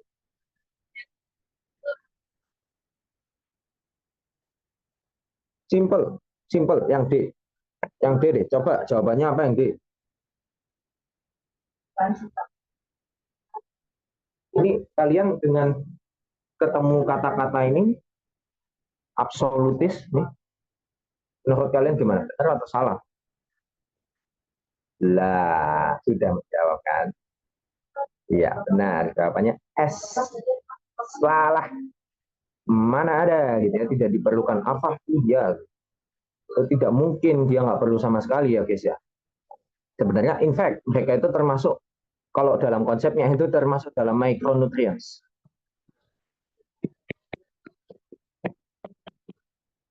Jadi itu ya, mereka termasuk pada nutrisi yang dikit-dikit butuhnya, misalnya molybdenum, selenium, terus arsenik, AS itu dikit banget. Arsenik itu AS ya, lupa ya. Terus kayak misalnya AU dan kawan-kawan itu dikit banget. Tumbuhan mungkin butuh gitu ya, tapi nggak butuh dalam jumlah yang banyak banget gitu. Oh keren nih, dan jawab lagi nih. Nggak boleh ganti ya ini ya sekarang ya. Tadi itu wah ada ganti jawaban tuh, ada kasus typo, nggak boleh, nggak boleh. Anggaplah kita sisa 3 menit beneran, habis itu dikumpulin ya seperti beneran lagi ujian kan auto submit. Kalau udah 00000 timernya langsung submit. Jadi kita lihat yang ada ya, selenium yang rendah. Nah, itu salah satu caranya untuk mempermudah. Langsung aja dulu ke pernyataan ya. Ketika kalian lihat datanya kok heavy, maka kemungkinan pernyataan yang dibuat itu juga dari data. Nah, itu salah satu cara untuk menembak atau ngerjain soal kan. Jadi kalian boleh tuh ke soalnya dulu. SE-nya kalau dikasih yang rendah tidak bertampak nyata. Tampak nyata ini berarti ngomongin signifikan ya. Berarti nanti hurufnya beda tuh. Kalau A berarti nanti ada yang B gitu. Nah, itu berarti signifikan.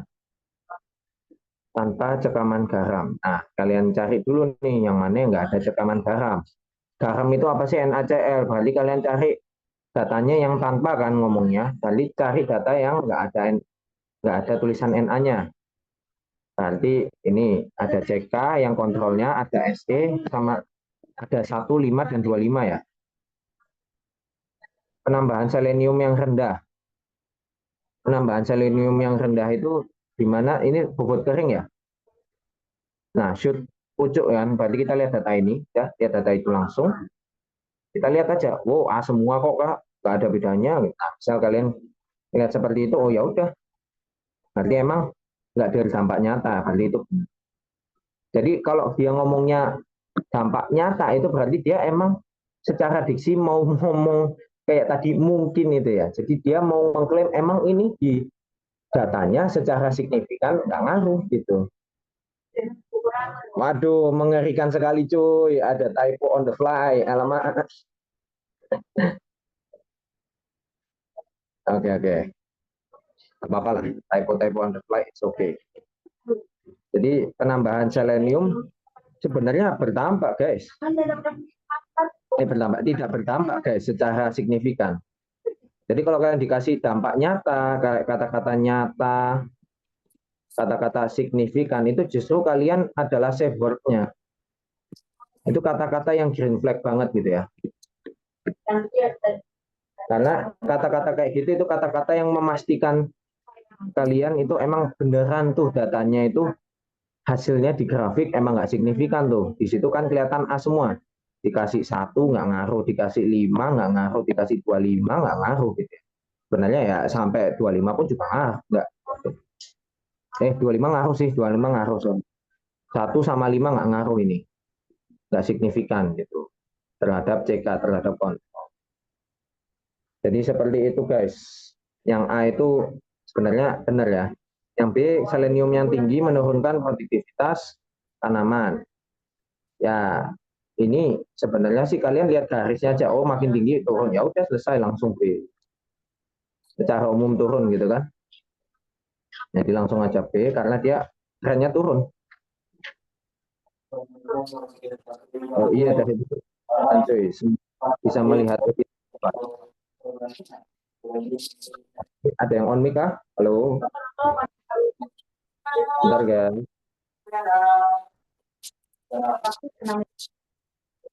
Yuk guys, di mute bentar guys. Yang C, dampak cekaman dapat berkurang dengan adanya selenium pada konsentrasi yang rendah. Berarti kita ngelihatnya dari sini, terus ke selanjutnya ya kan, oh iya naik, tapi sisanya turun. Berarti kalau kebanyakan overdosis malah jelek dampaknya. Ini kelihatan B, ini C, selesai. Jadi langsung aja. Kalian jawabannya berarti ini B, B, B. Yang terakhir, yang selenium tidak diperlukan oleh tumbuhan karena merupakan logam berat yang berbahaya. Nah, itu tadi. Ini kan tidak diperlukan gitu kan. Ini jelas dia absolutis jadi otomatis salah. Ya, BBBS benar. Jadi jawabannya BBBS ya, guys ya. Ingat, aku bukan yang bikin kunci jawaban. Itu jawaban yang berdasarkan iterasi Bu, guys. Boleh didebat, boleh. Jadi seperti itu salah satu cara menebaknya. Jadi ketika ketemu, sorry guys.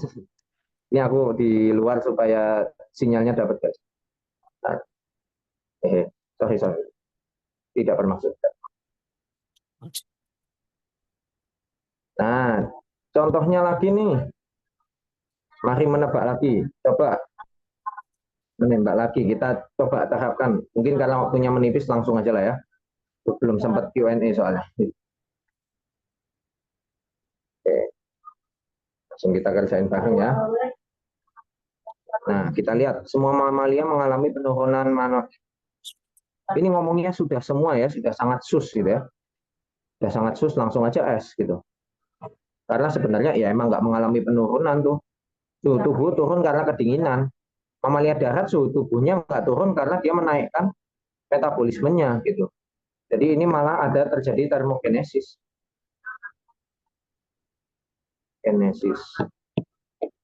Dia malah bikin panas supaya suhu tubuhnya nggak turun. Jadi nggak semua mamalia turun metabolismenya ya gitu ya. Ngomongin metabolisme di ototnya, mioglobinnya dia naik kalau pas nyelam. Jadi kalau keperluan dia untuk menyimpan oksigen makin banyak, nanti demand oksigennya kemungkinan makin tinggi. Jadi yang A salah. Nah yang B, mamalia air mampu menyelam lebih lama karena mamalia air menyuplai oksigen lebih baik dibanding mamalia yang darat. Sebenarnya sih ini kayaknya kalian nebak dari kayaknya iya sih. Nah menyuplainya lebih baik gimana ya ini? Hematokrit dan volume darahnya lebih banyak. Gitu. Otot mamalia air lebih cepat mengakumulasi asam laktat. Ini salah langsung. Apa? Karena mioglobin tadi yang nyimpan oksigen lebih bagus gitu ya. Jadi dia sebenarnya ya nggak mungkin gitu. Justru dia nyimpennya asam laktat akan lebih sedikit terakumulasi karena dia oksigennya ada terus gitu ya. Lebih ada terus dibandingkan yang darat.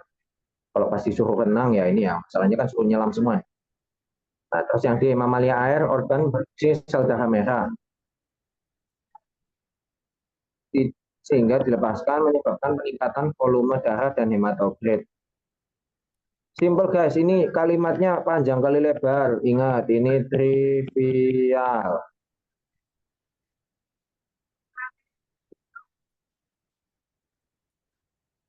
Jadi kalau trivial, kalau udah fun fact-an kayak gini, ya kalian nggak usah puyeng-puyeng, udah jawab aja, benar gitu.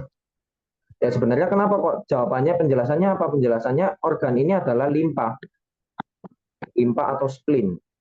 Spleen ini punya kemampuan berfungsi sebagai reservoir, gitu ya. Reservoir darah. Tapi kalau udah kalimatnya panjang kali lebar, sangat yapping, kayak kalian mau diceritain gitu ya. Kayaknya diceritain lagi kelas gitu ya, mungkin sampai ngantuk, mungkin baca pernyataannya ya udah jelas, Bali itu sebenarnya trivial. Langsung aja jawab benar.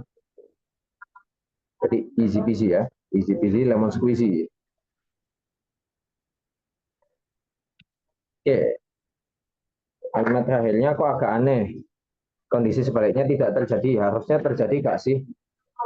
Nah, pada mamalia terestrial itu limpahnya nggak menyuplai darah ketika nyelam memang. Dia nyuplai darahnya ketika ada pendarahan, guys. Jadi limpahnya manusia itu menyuplai darah kalau kita ada hemorrhage. Jadi technically ya tidak terjadi. Nah, kondisi sebaliknya tidak terjadi. Bentar, ini kayaknya diksinya ya, pemilihan katanya yang kurang pas ya. Kondisi sebaliknya tidak terjadi. Nah, sebaliknya itu, ini maksudnya kondisinya tidak terjadi pada. Ini kayaknya salah nulis nggak sih? Harusnya bilangnya sebaliknya kondisi tersebut tidak terjadi pada mamalia darat. Itu nggak sih harusnya? Bukan kondisi sebaliknya tidak terjadi nggak sih?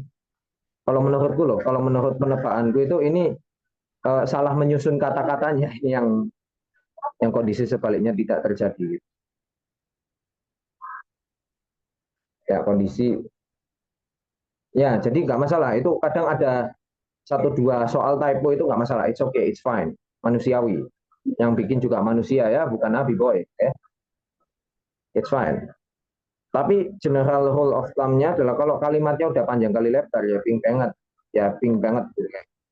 dia sebenarnya pingin ngomong limpa tapi nggak boleh ngomong gitu ya. Karena kalau dia ngomong limpa ketahuan gitu ya, langsung benar jawabannya. Jadi dia perpanjangin ngomong ini organ yang berfungsi menyimpan darah. Nah itu kan dia sebenarnya mau ngomongin limpa. Jadi sebenarnya ketika kalian ketemu kalimat yang panjang kali lebar gini, rule of thumb-nya benar. Cuman ini emang agak lain ya. Ini agak kelainan di sini kata-katanya. Menurutku ini kalimat yang ambigu. Kalimat yang mungkin salah penyusunan gitu ya. Karena kalau ngomong kondisi sebaliknya, emang sebaliknya apa? Menarik sel darah merah. Kalau menarik sel darah merah memang nggak terjadi kalau di limpa ya. Ngapain? Udah mah dia butuh oksigen lebih banyak, ngapain malah ditarik gitu. Nah kan jadi kalimatnya malah aneh ya kalau misalnya kita ambil harfiah. Jadi kemungkinan itu typo ya. Tenang, nggak apa-apa. Itu point out yang bagus juga. Itu bisa jadi counter argumen buat jawab yang D itu harusnya salah. Misalnya akhirnya dianulir, oh, enak banget tuh. Barangkali dianulir soal. Bagus ya. Tuh, boleh banget tuh kalian mendebat aku karena aku juga bukan yang bikin soal ini, nomor 19 ini bukan aku yang bikin. Jadi boleh banget tuh kalian debatkan, loh kak, katanya yang bikin soal kayak gini, oh, boleh. Tapi ketika kita nggak tahu yang bikin soal siapa, kita lagi ngerjakan, nah itulah saatnya dimana kita nge-employ strategi kayak tadi. Sebenarnya ada satu soal lagi, sebenarnya ada satu soal lagi, cuman udah jam segini ya, nanti nggak keburu dong buat ininya ya, buat sesi Q&A-nya. Mungkin kita mulai masuk ke Q&A dulu ya. Oh ya, jangan lupa guys, buat naikin skill nih. Ini adalah senjata pamungkas kalian. Ingat, masih 1 bulan lagi, masih ada waktu. Puasa daripada habis dipakai buat main ML Dark System, ketemu di meeting ketemu orang legend, lebih baik kalian nge-push kemampuan dengan ikut pelatihan ya. Ikut aja pelatihan basic 2 nih, barangkali masih ada bang-bangnya yang belum penuh konsepnya. Apalagi ada simulasi juga nih, jangan lupa ikut guys. Ini full promosi ya. Ini full mengenalkan kalian ya. Ya, kalau akunya sih it's fine aja sih, kalian mau ikut boleh banget, kalian ikut kalau bisa ikut ke kalian, nah itu benefitnya ya. Dapat medali. Nah,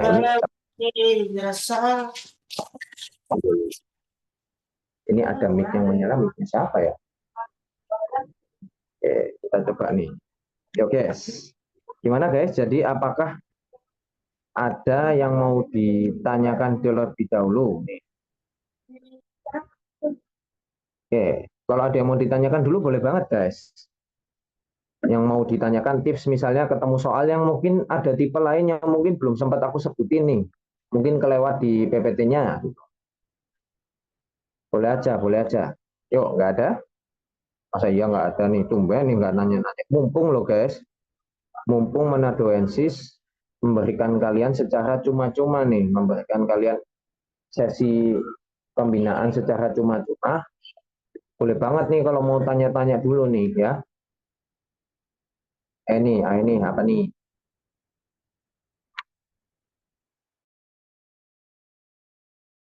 Hah? Kalau belum ada, aku masukin ke konsep ini yang selanjutnya nih. Karena boleh banget nih. Konsep yang ini belum kebahas kan tadi. Ini gimana cara maksudnya? Biar kelihatan. Oh, kita harus manual ya. Coba kita lihat tanaman Camellia sinensis banyak ditanam. Datanya ada 2 nih, lumayan nih. Agak puyeng juga kan? Yang ukur penyerapan nitrogen dari bentuk ion nitrat dan amonium. Jadi coba yang nitrat NO3 sama amonium NH4. Ada rasionya.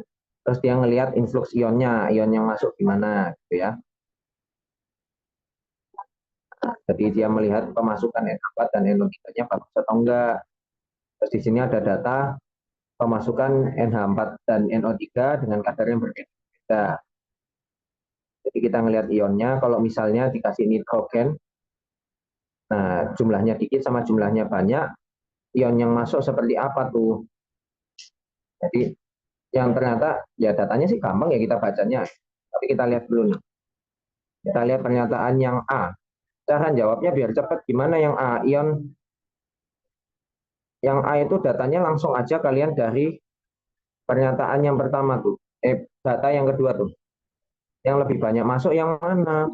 NH atau NO kan? Langsung dilihat aja. Ketika dikasih banyak, dibanjirin siapa yang lebih banyak masuk? NH4 ketika nggak dibanjirin lebih banyak. Ketika dibanjirin nitrogen ternyata tetap aja lebih banyak. Nah, trennya kan tetap aja ya, bukan tren ya. Salah. Ini, nah, tetap ada selisih kan, tetap memimpin. Ya. Jadi sebenarnya NH4 aluminium itu lebih disukai daripada ion nitrat. Gitu. Jadi yang A langsung salah. Adanya ion nitrat berdampak positif terhadap ion amonium. Nah, ini berarti ngelihat data yang di atas kan. Ini jadi sekaligus kita lihat data, gitu ya. Data yang di atas. Jadi dia klaimnya tadi nitrat lebih, jadi nitrat membantu kalau ada amonium. Ya udah kita lihat aja. Nah, gimana kalau pas misalnya NO-nya yang nggak ada nih? NO-nya nggak, oh salah.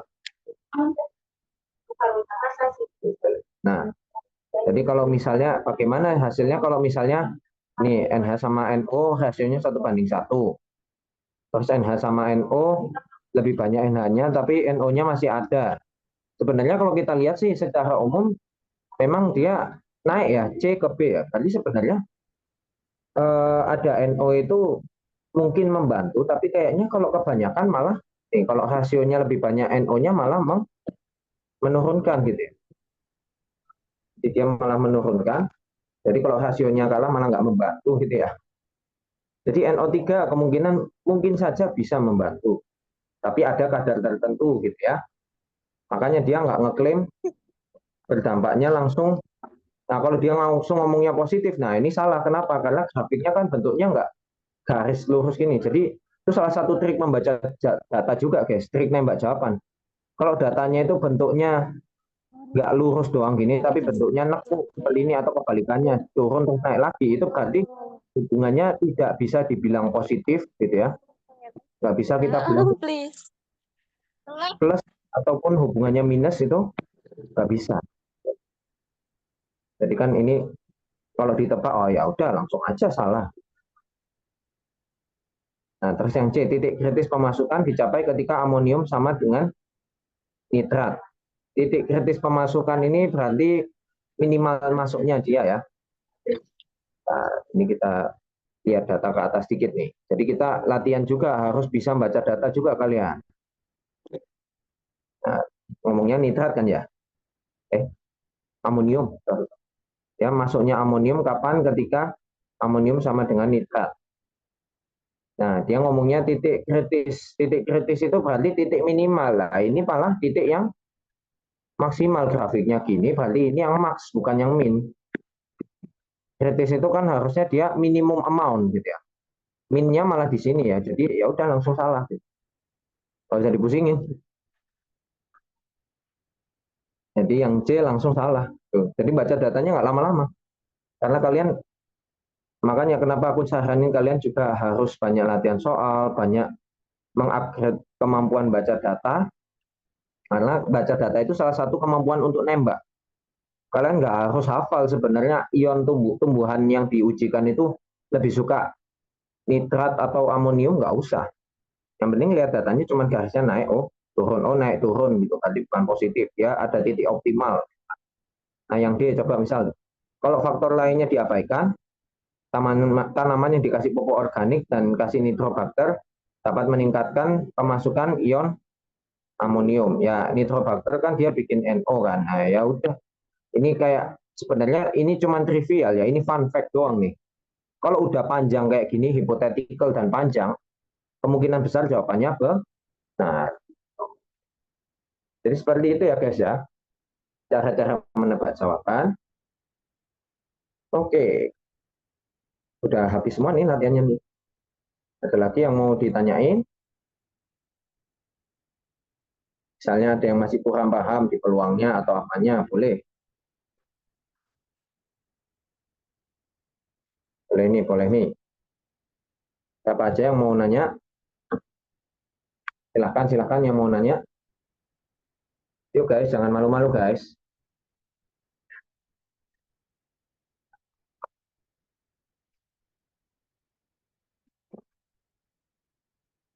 Ya, harusnya dibentuknya aku bikin kuesioner gitu ya, yang bisa kalian isi buat mau nanya gitu kan, biar lebih personal, atau slideshow itu ya. Sih namanya, ya bener, slideshow. Jadi kalian mau nanya bisa anonim tuh, nggak kelihatan namanya ya. Cuman aku lupa guys, aku lupa ada Q&A-nya. Sorry ya guys ya. Jadi kalian kalau mau tanya langsung di chatnya aja, bisa kok, chatnya kan bisa Zoom chat kan bisa personal ya, bisa langsung direct chat ke chatku gitu. Gimana? Atau mungkin mau nyoba soal lagi nih, yang menebak-nebak.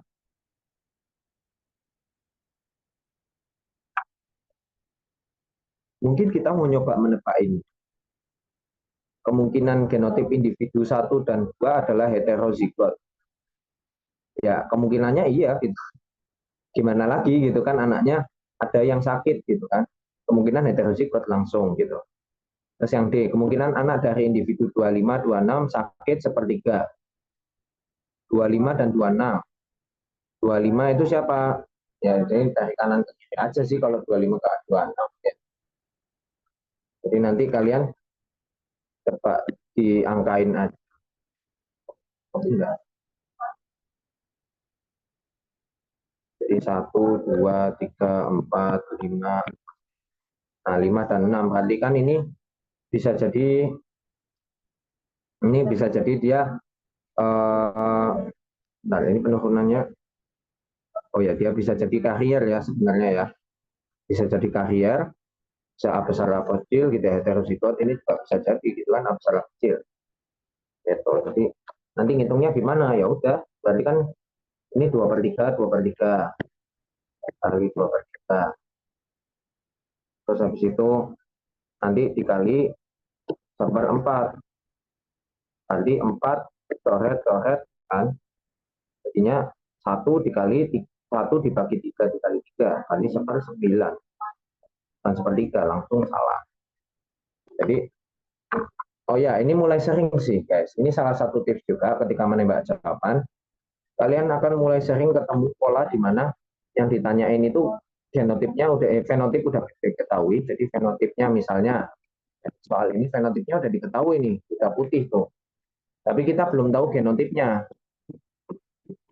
Genotipnya belum diketahui. Nah, itu nanti kalian menggunakan rasio yang baru lagi. Itu kalau ngomongin salah gambar. Kalau kita ngomongin ada suatu himpunan dari ruang sampel gitu ya. Jadi kita ngomongin ada genotip itu bisa besar, besar kecil, besar kecil, dan kecil kecil gitu kan. Karena dia udah tahu fenotipnya sehat dan kita sudah menyimpulkan dia autosomal resesif, langsung aja ini dicoret. Nggak mungkin kan. Berarti probabilitasnya cuman ada 3 ruang sampel, ada 3 kemungkinan doang. Jadi kalian kalau mau menjawab kayak gini harus hati-hati. Kalian pilih peluangnya jangan pakai 1/4. Kalian langsung peluangnya pakai misalnya A besar berarti peluangnya 1/3. Yang sisanya pakai 2/3. Jadi kalau kalian ketemu peluang-peluang kayak gitu, peluang-peluang yang per 3/3, nah itu sebuah clue untuk nembak juga. Jangan-jangan itu di soal fenotipnya udah diketahui, genotipnya yang belum diketahui gitu kan. Jadi nanti cuman per 3 itu. Cuman ada 3 dari 4 ruang sampel yang dipakai. Apalagi kalau di pernyataannya tahu-tahu dia ngasih nilainya ini misalnya 1/4. Wah, dari mana? Nggak ada. Nggak mungkin ada. Kalian nggak usah hitung pun, harusnya nanti harus ada kelipatan 3-nya. Kalau 4 ini kan bukan kelipatan 3. Jadi nanti langsung dijawab salah. Gitu. Jadi itu salah satu tips terakhirku ya yang bisa aku share buat malam ini. Jadi mungkin karena belum ada yang nanya ya tadi ya. Tapi semoga sedikit yang aku share ini ke kalian bisa membantu kalian yang lebih maksimal untuk menjawab soal ya, meskipun materi itu misalnya kadang kalian ada yang konsepnya belum paham dan itu ataupun kejar waktu kalian tetap maksimal. Akhir kata guys, jangan lupa untuk stay tune terus ya. Stay tune terus untuk keep up dengan IG-nya Manatuensis. Jangan lupa ikutin simulasi-simulasi dan pelatihan-pelatihannya. Pasti ada pengajar-pengajar yang seru banget. Tenang aja, pengajarnya berkualitas banget kok. Semuanya levelnya udah kayak Kak Greg tuh. Kak Greg kurang apa tuh, CO2. Pengajar-pengajarnya udah kelas yang pasti bisa membantu kalian untuk dapat medali. Jadi imba-imba selanjutnya. Kalau itu sebagai penutup, aku pamit diri, aku tutup dengan doa ya. Semoga yang kita pelajari malam ini membantu untuk strategi.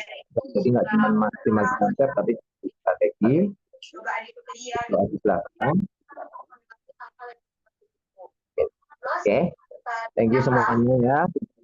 Di sesi kali ini, jangan lupa diikuti sesi selanjutnya juga ya. Masih ada satu sesi lagi untuk di tanggal selanjutnya ya. Pantengin ya. Sama-sama aman aja guys.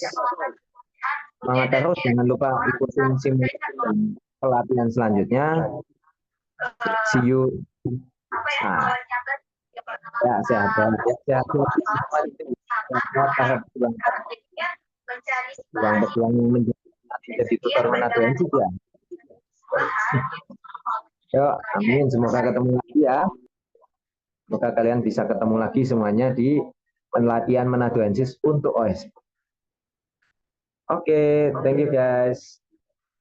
See you around later. Aku end meeting ini. Nanti recordingnya bisa akan segera dibagikan ya.